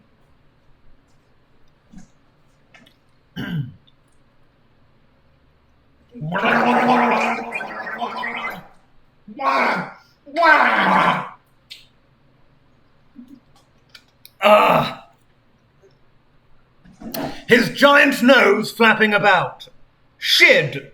Clown turned his whole body, and drops of his ejaculate fell onto Fousey. Fousey looked, frightened after what he had seen. Fousey's fake muscles exploded. It's not what it looks like, Clown exclaimed. It's a rat. It's not gay. Give me 20 minutes and I'll explain, he pleaded. But Fousey started crying out some gibberish Arabic in a gaily way, which enraged the clown. Clown grabbed his nose and put it under his boot. He brought his nose to his asshole and began squeezing. But the nose was too weakly attached and it fell off. Fousey moaned, frustrated. The hole left by the detached nose revealed the greyish-green mass underneath. Clown jumped off Fousey, frightened. Fousey screamed in agony, and the greyish-green mass began gushing out. Fousey screamed in agony, and the greyish-green mass began gushing out. "Degenerate fuck!" Clown exclaimed. Fousey, screaming, accidentally turned the clown on. Come the fuck on, no. He threw the rat inside. The mass was warm, which improved the power of his erection. "You're mine now," he whispered. With renewed power, he began thrusting his 3-inch monster into Fousey's skull. "I'm going to fucking kill myself," screamed Fousey. His thrusts were so powerful that his cock pushed out everything out of Fousey's skull, leaving it hollow. He flopped onto the floor, lifeless. Didn't stop Fousey from typing his new Twitter apology. Fousey began talking in Arabic again, which turned Clown on even more. Come on, just come on. His lips kept moving and making noises, even though his mind was gone. Fousey's lifeless body began twitching and spasming like a funny-looking chocolate pudding. Fousey mumbled. "Hani habibi, al-habad."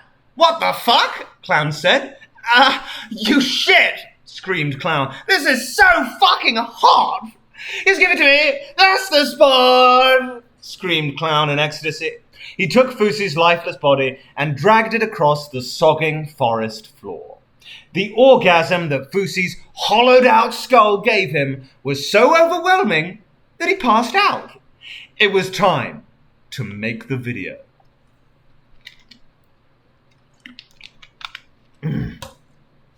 Woke up 20 minutes later. The cooing of the cockerel woke him up. Where am I? Fousey thought dazedly. Author's note, Fousey is dead. N1 fucked it. Now where do I stick my dingy dick? But his dingy dick was too worn out by the recent exploits. Clown decided to go to the local bar.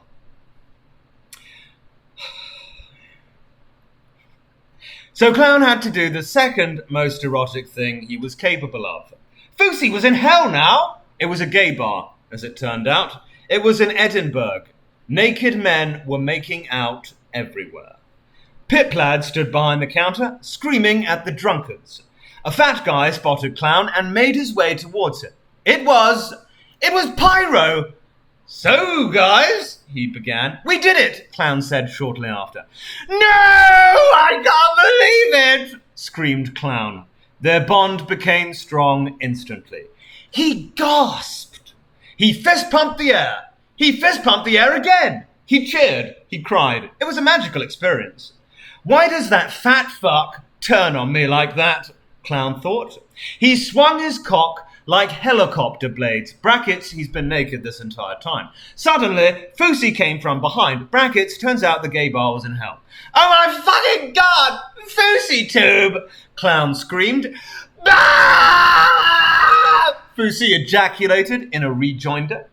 his brain still hanging from the side of his skull, mixed with Clown's cum. Pyro and Fusi both trying to gain the Clown's attention. What now? It was disturbing. They would have to fight for the right to mate with the Clown.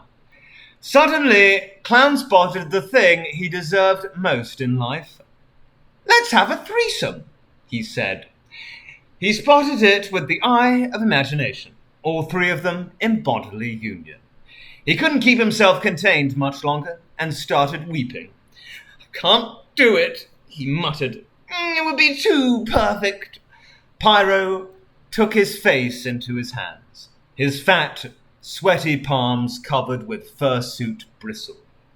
Clown felt warm and safe inside Pyro's sweaty palms. And his sweaty moves, they smelled funny. He saw something moving under his skin. There was something else inside Pyro's fursuit. A second person. Suddenly, Pyro's skin ripped apart, and what was inside may shock you. "You're not Pyro?" Clown frowned. It was something. "Fuck duck," he shouted. "I prefer chicken," he screamed. He ran into the back of the bar's kitchen, but there was no chicken there, and grabbed the first frying pan and started randomly hitting. Oh, fucking hell, I jumped a bit. What the fuck? "I prefer chicken," he screamed. He ran to the back of the bar's kitchen, but there was no chicken there, and grabbed the first frying pan and started randomly hitting bar patrons. And then, before he knew it, Pyro grabbed him from the back of the neck. Is it really you, Pyro?" He hung from his hand like a kitten being held by its mother. His palms were wetter than before. "Yes, it's me. We're going to fuck in front of all these gay..."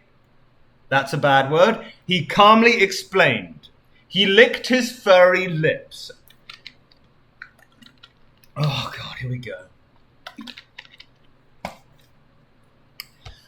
Clown mounted Pyro's sweaty ass like a cowboy ready to tame a wild beast, and began licking Pyro's lips too. "Let's ride, cowboy!" shouted someone from the back. "Woohoo! Yee-haw!" All the 18 naked cowboys were there too, from the showers of Ram Ranch, with Pyro and Clown as the main stars of the evening. But then, a loud, thumping sound came from outside. It was getting closer and closer. So much noise came from such a tiny gnome. Or so they thought. Actually, it was Chad, anything for views himself, wearing a gnome hat. Huffing and puffing, he entered the bar. "No! Get out, you rat!" Clown sexually moaned, and Pyro was just about to reach his climax. Displeased Furry tried to bite Clown, but Clown was quicker. "No, Daddy!" Pyro moaned, as Clown gnawed on his breasts. Everyone came. Keemstar transformed into his true rat self, the bar drenched with cum, everyone panting and sweating. The end. Or is it? Pyro Fusi lay in the corner, forgotten, irrelevant. Fuck 'em. He whispered, and everyone clapped. The fucking end! No more fanfiction. Thank good. That's the end now, or is it? It's not. "I love you, sugar plums," said Clown. "What?" said his deaf cigarette wife.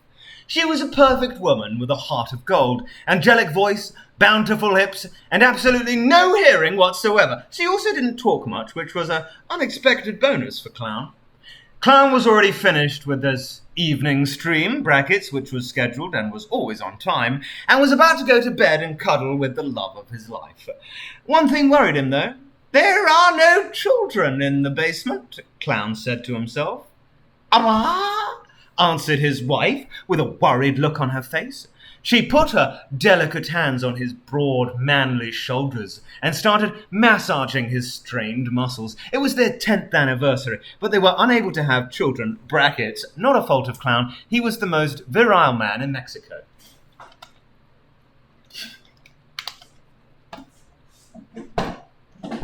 He knew he had to do something. Something that would turn back the tide and ensure his legacy would remain after he was gone from this world.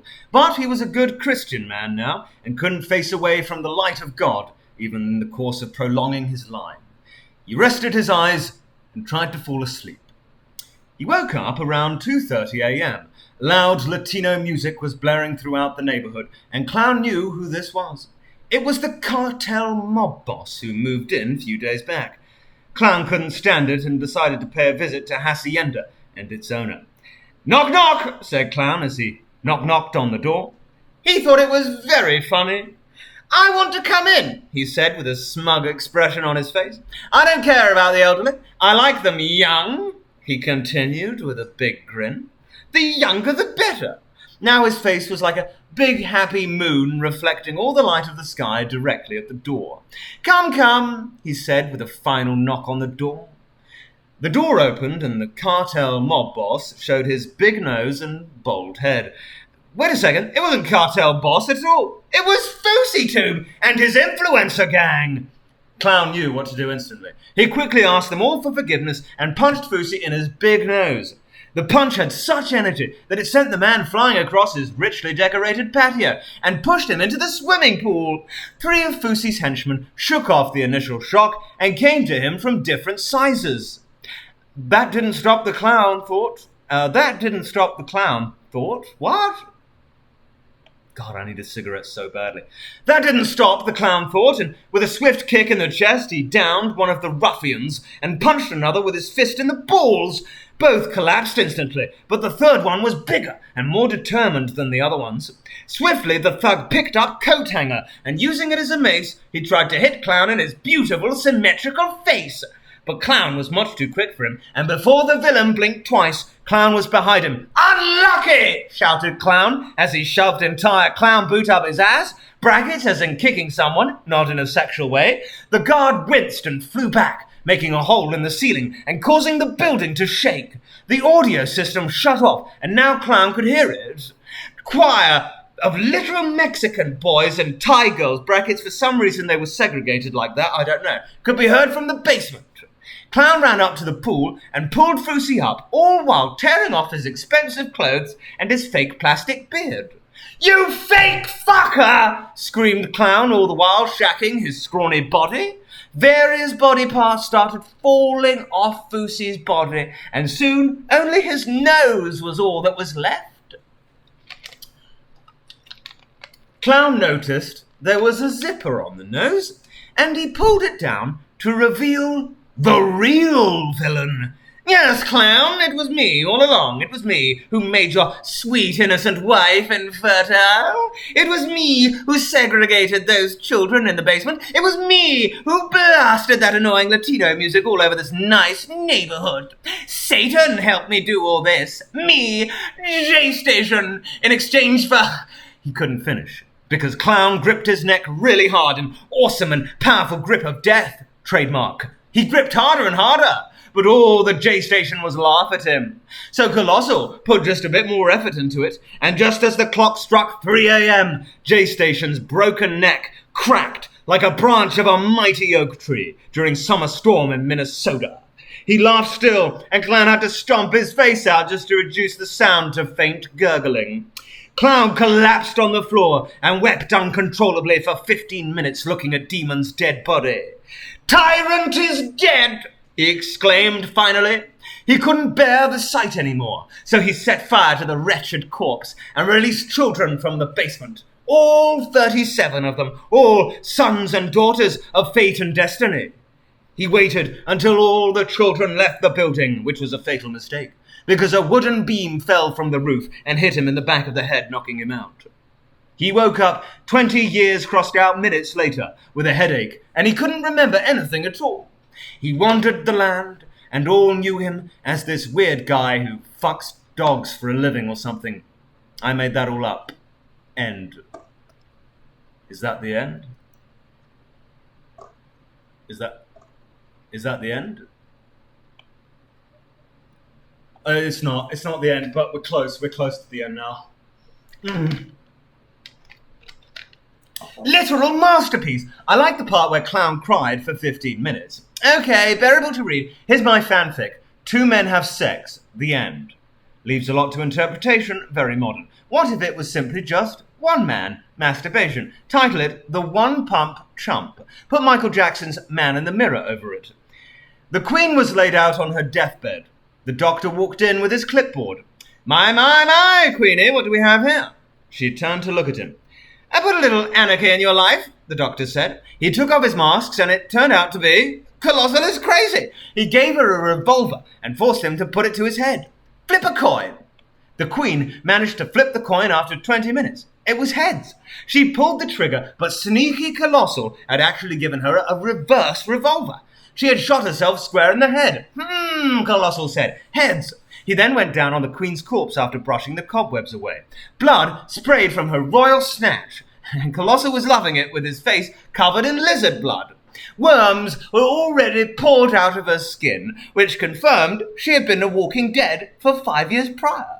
Colossal noshed away, blood and worms wriggling over his decrepit British teeth. It was so good, he thought that he stuck his entire head up there, then his shoulders, then his torso, his legs, and finally, his feet. He completely disappeared inside her body. The Queen's corpse started to wriggle about, her arms suddenly jerked. Then her legs twisted and turned until her body was completely still. She sat up before looking directly at us, demolishing the fourth wall. An evil grin smeared upon her flesh-dripping face. 1 more. Go. Colossal brushed the vagina crumbs from his face and combed his hair, and went back to his home planet. The rotting Elizabeth croaked, When will you be back, my dear? And with a mischievous grin etched on his face, he muttered, In 20 minutes. And she died 20 minutes later. Clown has a monologue about his... Oh my God, this is another one. Another fucking... Come on. Enough.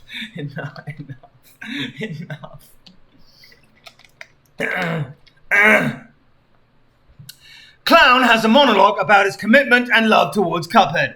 An experimental work. Following is an anonymous statement gathered as part of the study conducted with attention to uncover why is Clown not streaming. Clown is streaming Cuphead. Not only streaming, he's beating world record. Beating world record is beating the game with default gear. Streaming this game, mimes climbing, seeking energy, strength. And vocal cord holds up 33,000, almost 4,000 decibels of scream. One misstep and they fall, the gamer gods fall. The first scene in the stream is our gamer god. Colossal sits on a polluted room and he has to breathe through a cigarette because everything was so polluted and seeks to convert a follower to his way of thinking. The next scene, essentially the opening scene. Clown is streaming a Cuphead. Why is streaming a Cuphead? I've thought often since I wrote Mexico, Clown streaming. I've thought often. Why did I come up with that idea? And I had no idea. For the longest time, I had no understanding subconsciously.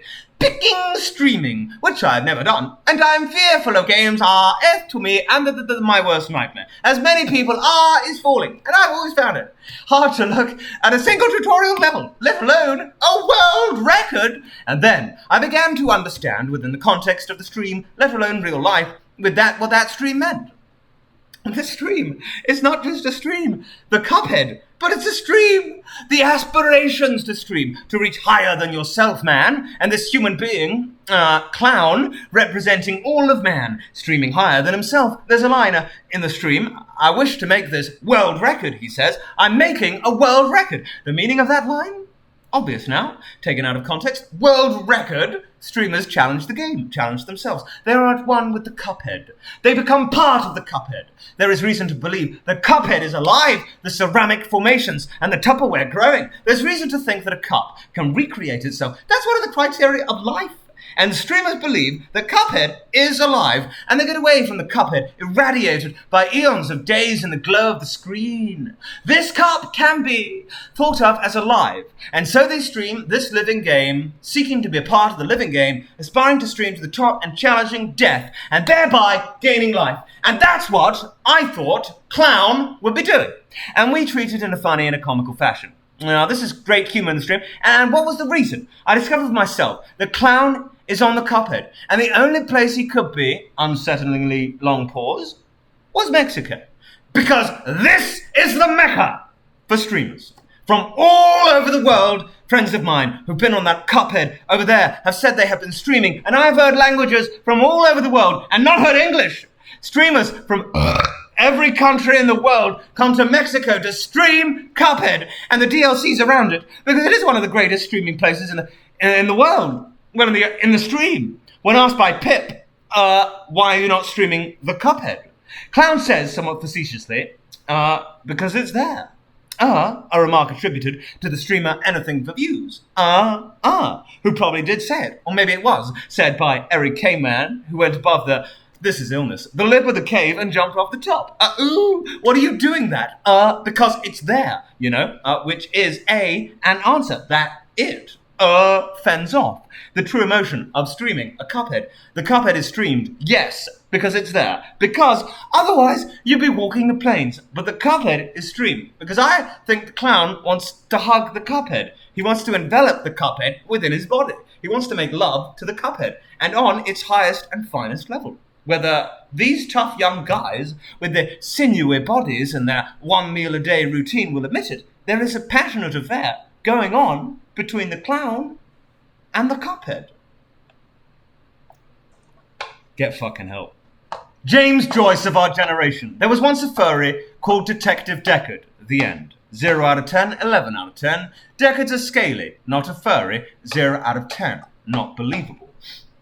You haven't seen his fursuit, have you? It's in Floppy's boot. Imagine the smell. Pip has first-hand experience. Unlucky. Pip bought me a fursuit last Christmas, and I haven't had the heart to give it back. I gave you the receipt. It was up to you to return it. Disgusting, vile creature. Demon Raptor. Fuck you, you stupid bastard, said Clown over the speaker system. You will never find me or my precious stream money. But the circus was on the trail, and it got closer and closer with every minute. It craved that juicy clown ass, and it wanted those full lips and angelic voice. And finally, it desired that ass. What stream money? Good question, dear reader. The money. It was no secret that Clown inherited all the Queen's money thanks to many clever scams, and he decided to reinvest all that wealth through a cunning scheme. He declared that thanks to a regular stream schedule, he would be streaming games on Twitch. But there were no games and no fan fictions. How did the clown could reinvest that money then, you might ask? It was fairly easy. He just lost it all on cigarettes. Anyway, we were talking about Circus wanting to fuck Clown up his pale ass. So Circus were the people Clown told that he would stream, but he in fact did not stream. So they banded together, and it turned out they were a bunch of clowns themselves. So that's why they are called Circus. And they were out for Clown. Why, you might ask? Why would anyone care about some stupid stream? But it was not an ordinary stream. But Circus was also a bunch of whiny, some bad word, so they blew the importance of the stream out of proportion. After 20 years of waiting and posting stupid blog posts on his Discord server, they decided they are more than bored with that kind of life, and they started hunting the clever bitch bastard that Clown is. But he was too clever for them. He hid in an abandoned toy factory where he kept all the little animal costumes. Brackets, story for another time perhaps. No, please no.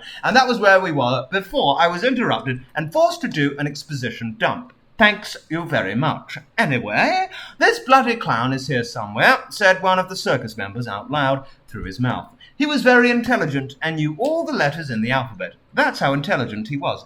They all ran into the corridors of the hideout, all the while Clown's voice boomed through the hallways, and hallways are like a voice of mad God. Please stop. No, you absolute losers will never ever discover my secret formula that makes me cancer resistant and beautiful and gives me my perfect teeth so uncommon in commoners, said Clown. Never ever, said the circus. Never ever, said the voice of Clown.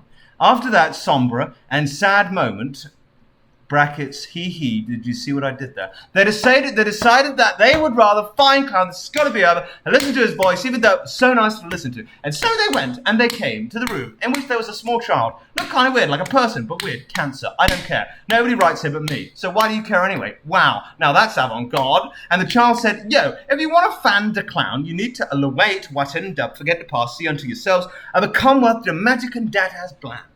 Then the child went into instant coma and started shaking and crying as they followed Child's Advice Group finally found the clown's throne room. It was a putrid and stinking place full of used water bottles and deodorant cans. It felt like a gateway to hell, but they went on marching like a brave soldiers they were. But Clown was nowhere to be seen. He dissipated into thin air, disintegrated, poof! But the money was there. Yay, said the circus as they started picking up gold coins found on the ground. But what they didn't know, and what they were about to find out, was that the coins were made of fake chocolate. It wasn't even a real chocolate, but a fake one. Can you believe it? Huh? Life really is cruel and unforgiving. Makes me want to cry. But what happens to Clown in all of this? You see, he was the babby, and by the time Circus realized what has happened, he was far away, sipping on his cigarette cappuccino. Help, I'm getting Alzheimer's. I didn't write that. Holy shit, why is it so long? Outpourings of a broken man. Must be pretty damn broken. I don't know, was bored. McFarther McDonald, yes. I guess I promised part 2. I have to do it. No, come on. Don't worry, I'll actually edit this around this time. No shot, he reads all of these in one stream. Guess again! Guess again! Anyway, part 2 of the Worm God saga. He was there, lying on the floor. His skin was more pale than face of the moon that shone through the broken window. He was wearing only vestigial clothing that looked like a piece of cloth wrapped around his hips. He was also smoking at least 5 cigarettes at once. It was hard to tell, since they seemed to fuse into one giant tobacco amalgam, glowing like a malevolent entity born from the deepest fears of small children. He was breathing heavily, but otherwise there was no movement.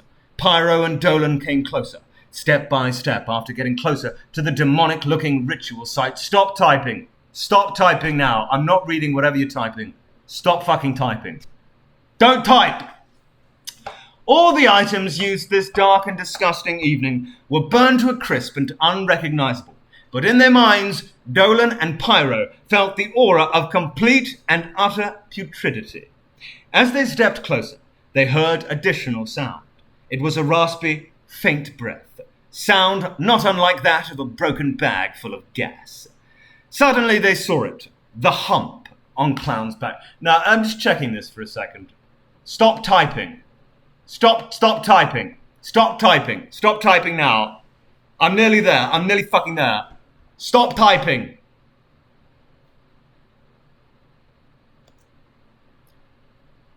As they stepped closer, they heard additional sound. It was a raspy, faint breath. Sound not unlike that of a broken bag full of gas. Suddenly, they saw it. The hump on Clown's back. It was fused with him with something resembling spider's web. Clown, is everything all right? Asked Pyro with a shaky voice. But there was no answer. This isn't funny, man. You've got to wake up. You're going to burn your lips with those, said Dolan, trying to take cigarettes out of Colossal's mouth. The moment he touched Clown, something unexpected happened. Thunder started roaring once more. Clouds started gathering, and Moon could be seen no more. Darkness was only interrupted by lightning striking into the nearby hills. They looked at the place Clown was lying just a moment before, but he was gone. They started frantically looking for their flashlights, and finally, after a few moments, a beam of light pierced the dark abyss of Clown's living room. "We better get out of here. This is freaking me out," said Pyro. He was visibly pale, and his hands started shaking. Dolan was in no better condition. They slowly started going towards an exit. "Maybe if we get back in the morning, everything's going to be all right," said Dolan, while nervously giggling under his nose. Sound of it was similar to a nervous rodent. Door was just one step away, but they were not destined to go through. Just behind them, wearing a red bathrobe, stood Colossal. "You can call me your majesties from now," said a familiar yet otherworldly voice coming from behind Clown. "Yes, my children, it is me. For years I crept into this poor boy's mind, and finally I am able to manifest myself and rule the waves once more." One more paragraph to go. Colossal suddenly turned away his lifeless face and bowed down, showing them his new horrible hump that had grown onto his back. With a scream, Dolan and Pyro could finally welcome their reborn-again monarch, the Queen. No, this is not possible. It's not possible, started screaming Pyro as he fell down on the ground and started having a seizure. Dolan tried to get him up, but slipped on something slippery. Come to me and taste my love little muffins, said the Queen. It was absolutely disgusting, and even Pyro felt that this shit was beneath him. He and Dolan finally managed to pick themselves up and tried to run away into another room. But Clown's body, trained through many marathons and countless streams, was much more agile and resilient than them. Pyro fell first. In spite of his best effort, he got picked up like a little furry animal and was soon taken to a lair of the beast. Dolan managed to climb back up into the attic, but unfortunately he slipped again and broke his ankle in 5 places. His scream made it very easy for the Queen to find him. No, please, I am not even British. You legally can't touch me. He tried. I'm going to be sick. He tried his last genius gambit, but Queen just smiled, exposing her perfectly straight teeth that reflected light, not unlike those little reflective things on the road. Yeah, nice one, but what if I have given once to the Empire? Now I can take away. Now come here and feed your rightful liege, you stupid geese, Queen said with a smile that could melt whole ice cream section at a local supermarket. With a snap, she broke Dolan's second ankle and dragged him into the lair. Soon, the time of the new monarch will be upon us all. It is done. Finn, oh for fuck's sake. Sir, I demand a good reviewee and a participation reward. Should we find that Pyro X Bamman Boy fanfic? Fucking hell, I completely forgot about Bamman Boy. Clown gets me, my fucking money. The end. Brackets. Author's note. Each day, I'm getting closer to finding your cave, Colossal. There's no use in hiding. I'll find you with an entire preschool worth of children if I have to. Tekken. Colossal finally digested his food. I digest, he said, drunk on several bottles of whiskey, which was strange, since he usually couldn't remember anything because of his dementia. He then got ergot poisoning and get on mad and raving about this mysterious 10 Gs in dementia days.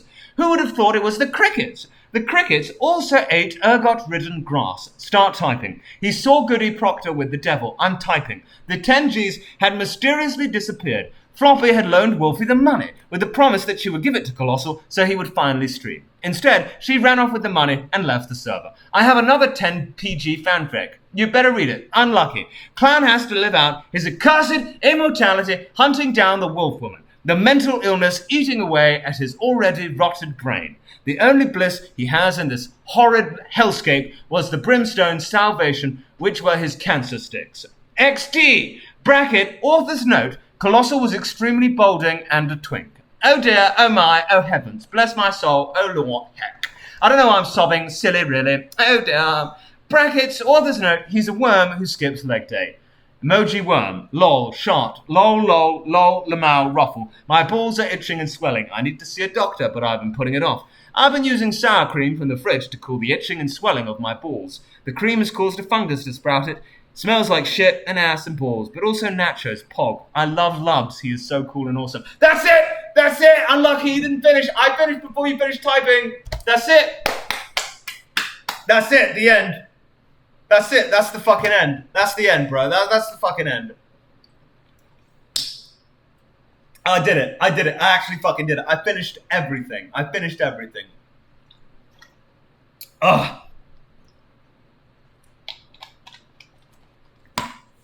And I'm never doing that again. Like, fucking never. And where's my money? Where's the 10 grand? $5, I will enough. You deserve more. I do. Give me the 10 grand. Where is it at? I did it all. I finished every fucking fan fiction there. Alright, so we're going to be streaming again, like returning to proper streams on Saturday or Sunday.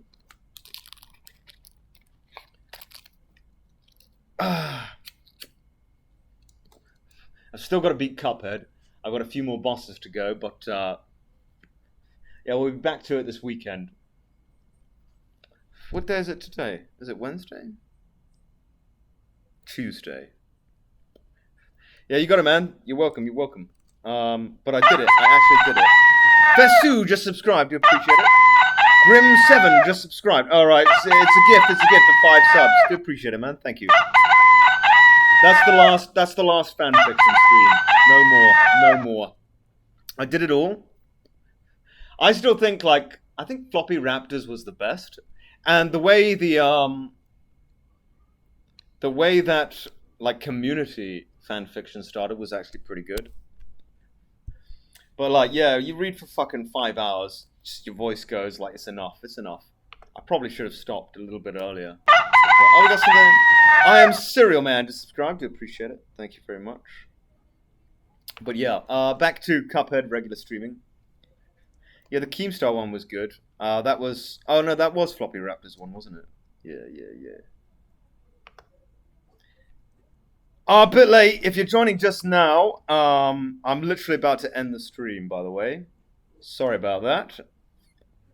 You just missed it. I've been here for like fucking hours. I've been here for hours. But yeah, that's going to be the last fanfiction until like 2 years. I only need to take another fucking break after that. Alright, so we've got some requests. Gayest... Oh, I've read that already. Gayest fanfic, please. Oh no, there can't be another one.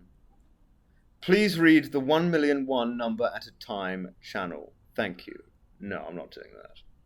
I am not reading 1,000,000 numbers out. I'm not doing that. What is gayest fanfic, though? Wait, I did that. That's what I just did, isn't it? I just did that. Love this shit show, Clown. Hope to see many bonus goes this Sunday. Yeah, hopefully I'm going to beat the game this weekend. I'm going to beat it. But I've fulfilled my obligation of reading the fanfic. There are only 14,042 numbers to read. Oh, I think that's a fuck enough. Colossal is the gayest fanfic. Yeah, I mean, that's what I just read, wasn't it? Stream suggestion, unban Floppy. No, I can't do that. I didn't even realize you were banned, to be honest. But I don't know how to unban you, so I can't unban you, can I? But back to Cuphead this weekend. Clown, shout out my channel, by the way. Thoughts on Andrew Tate. He's bold. Can you say that again? You love Lubs again. I can't say that. This was the best and worst stream. Lol. Why am I reading your messages here? I don't have a wife. Don't have one. That was all part of the fanfiction. Why do you sound so posh? Because I'm posh. You should try out Noita. Was this some fucking weeb shit? Is this some weeb garbage? And I didn't get banned. Didn't get banned, did I? I lasted the whole stream without getting banned, so that's a win. That's a fucking win. Alright. Stream this weekend. My voice is fine, actually. I've tuned it. It's had a lot of practice. Not banned yet. And stream this weekend. I think Saturday or Sunday, but you guys will know. And I'll do a proper promo for it. This was just like a one-off. Something different. But never again. Never a fucking again. Never reading any more of this shit ever again. Thank you to everyone who donated and subscribed. Do appreciate it. I'm still owed 10 grand from various people. I hope to see that money soon. I better be seeing that money soon, or there will be trouble. Alright. Press the button to stop streaming. Bye-bye.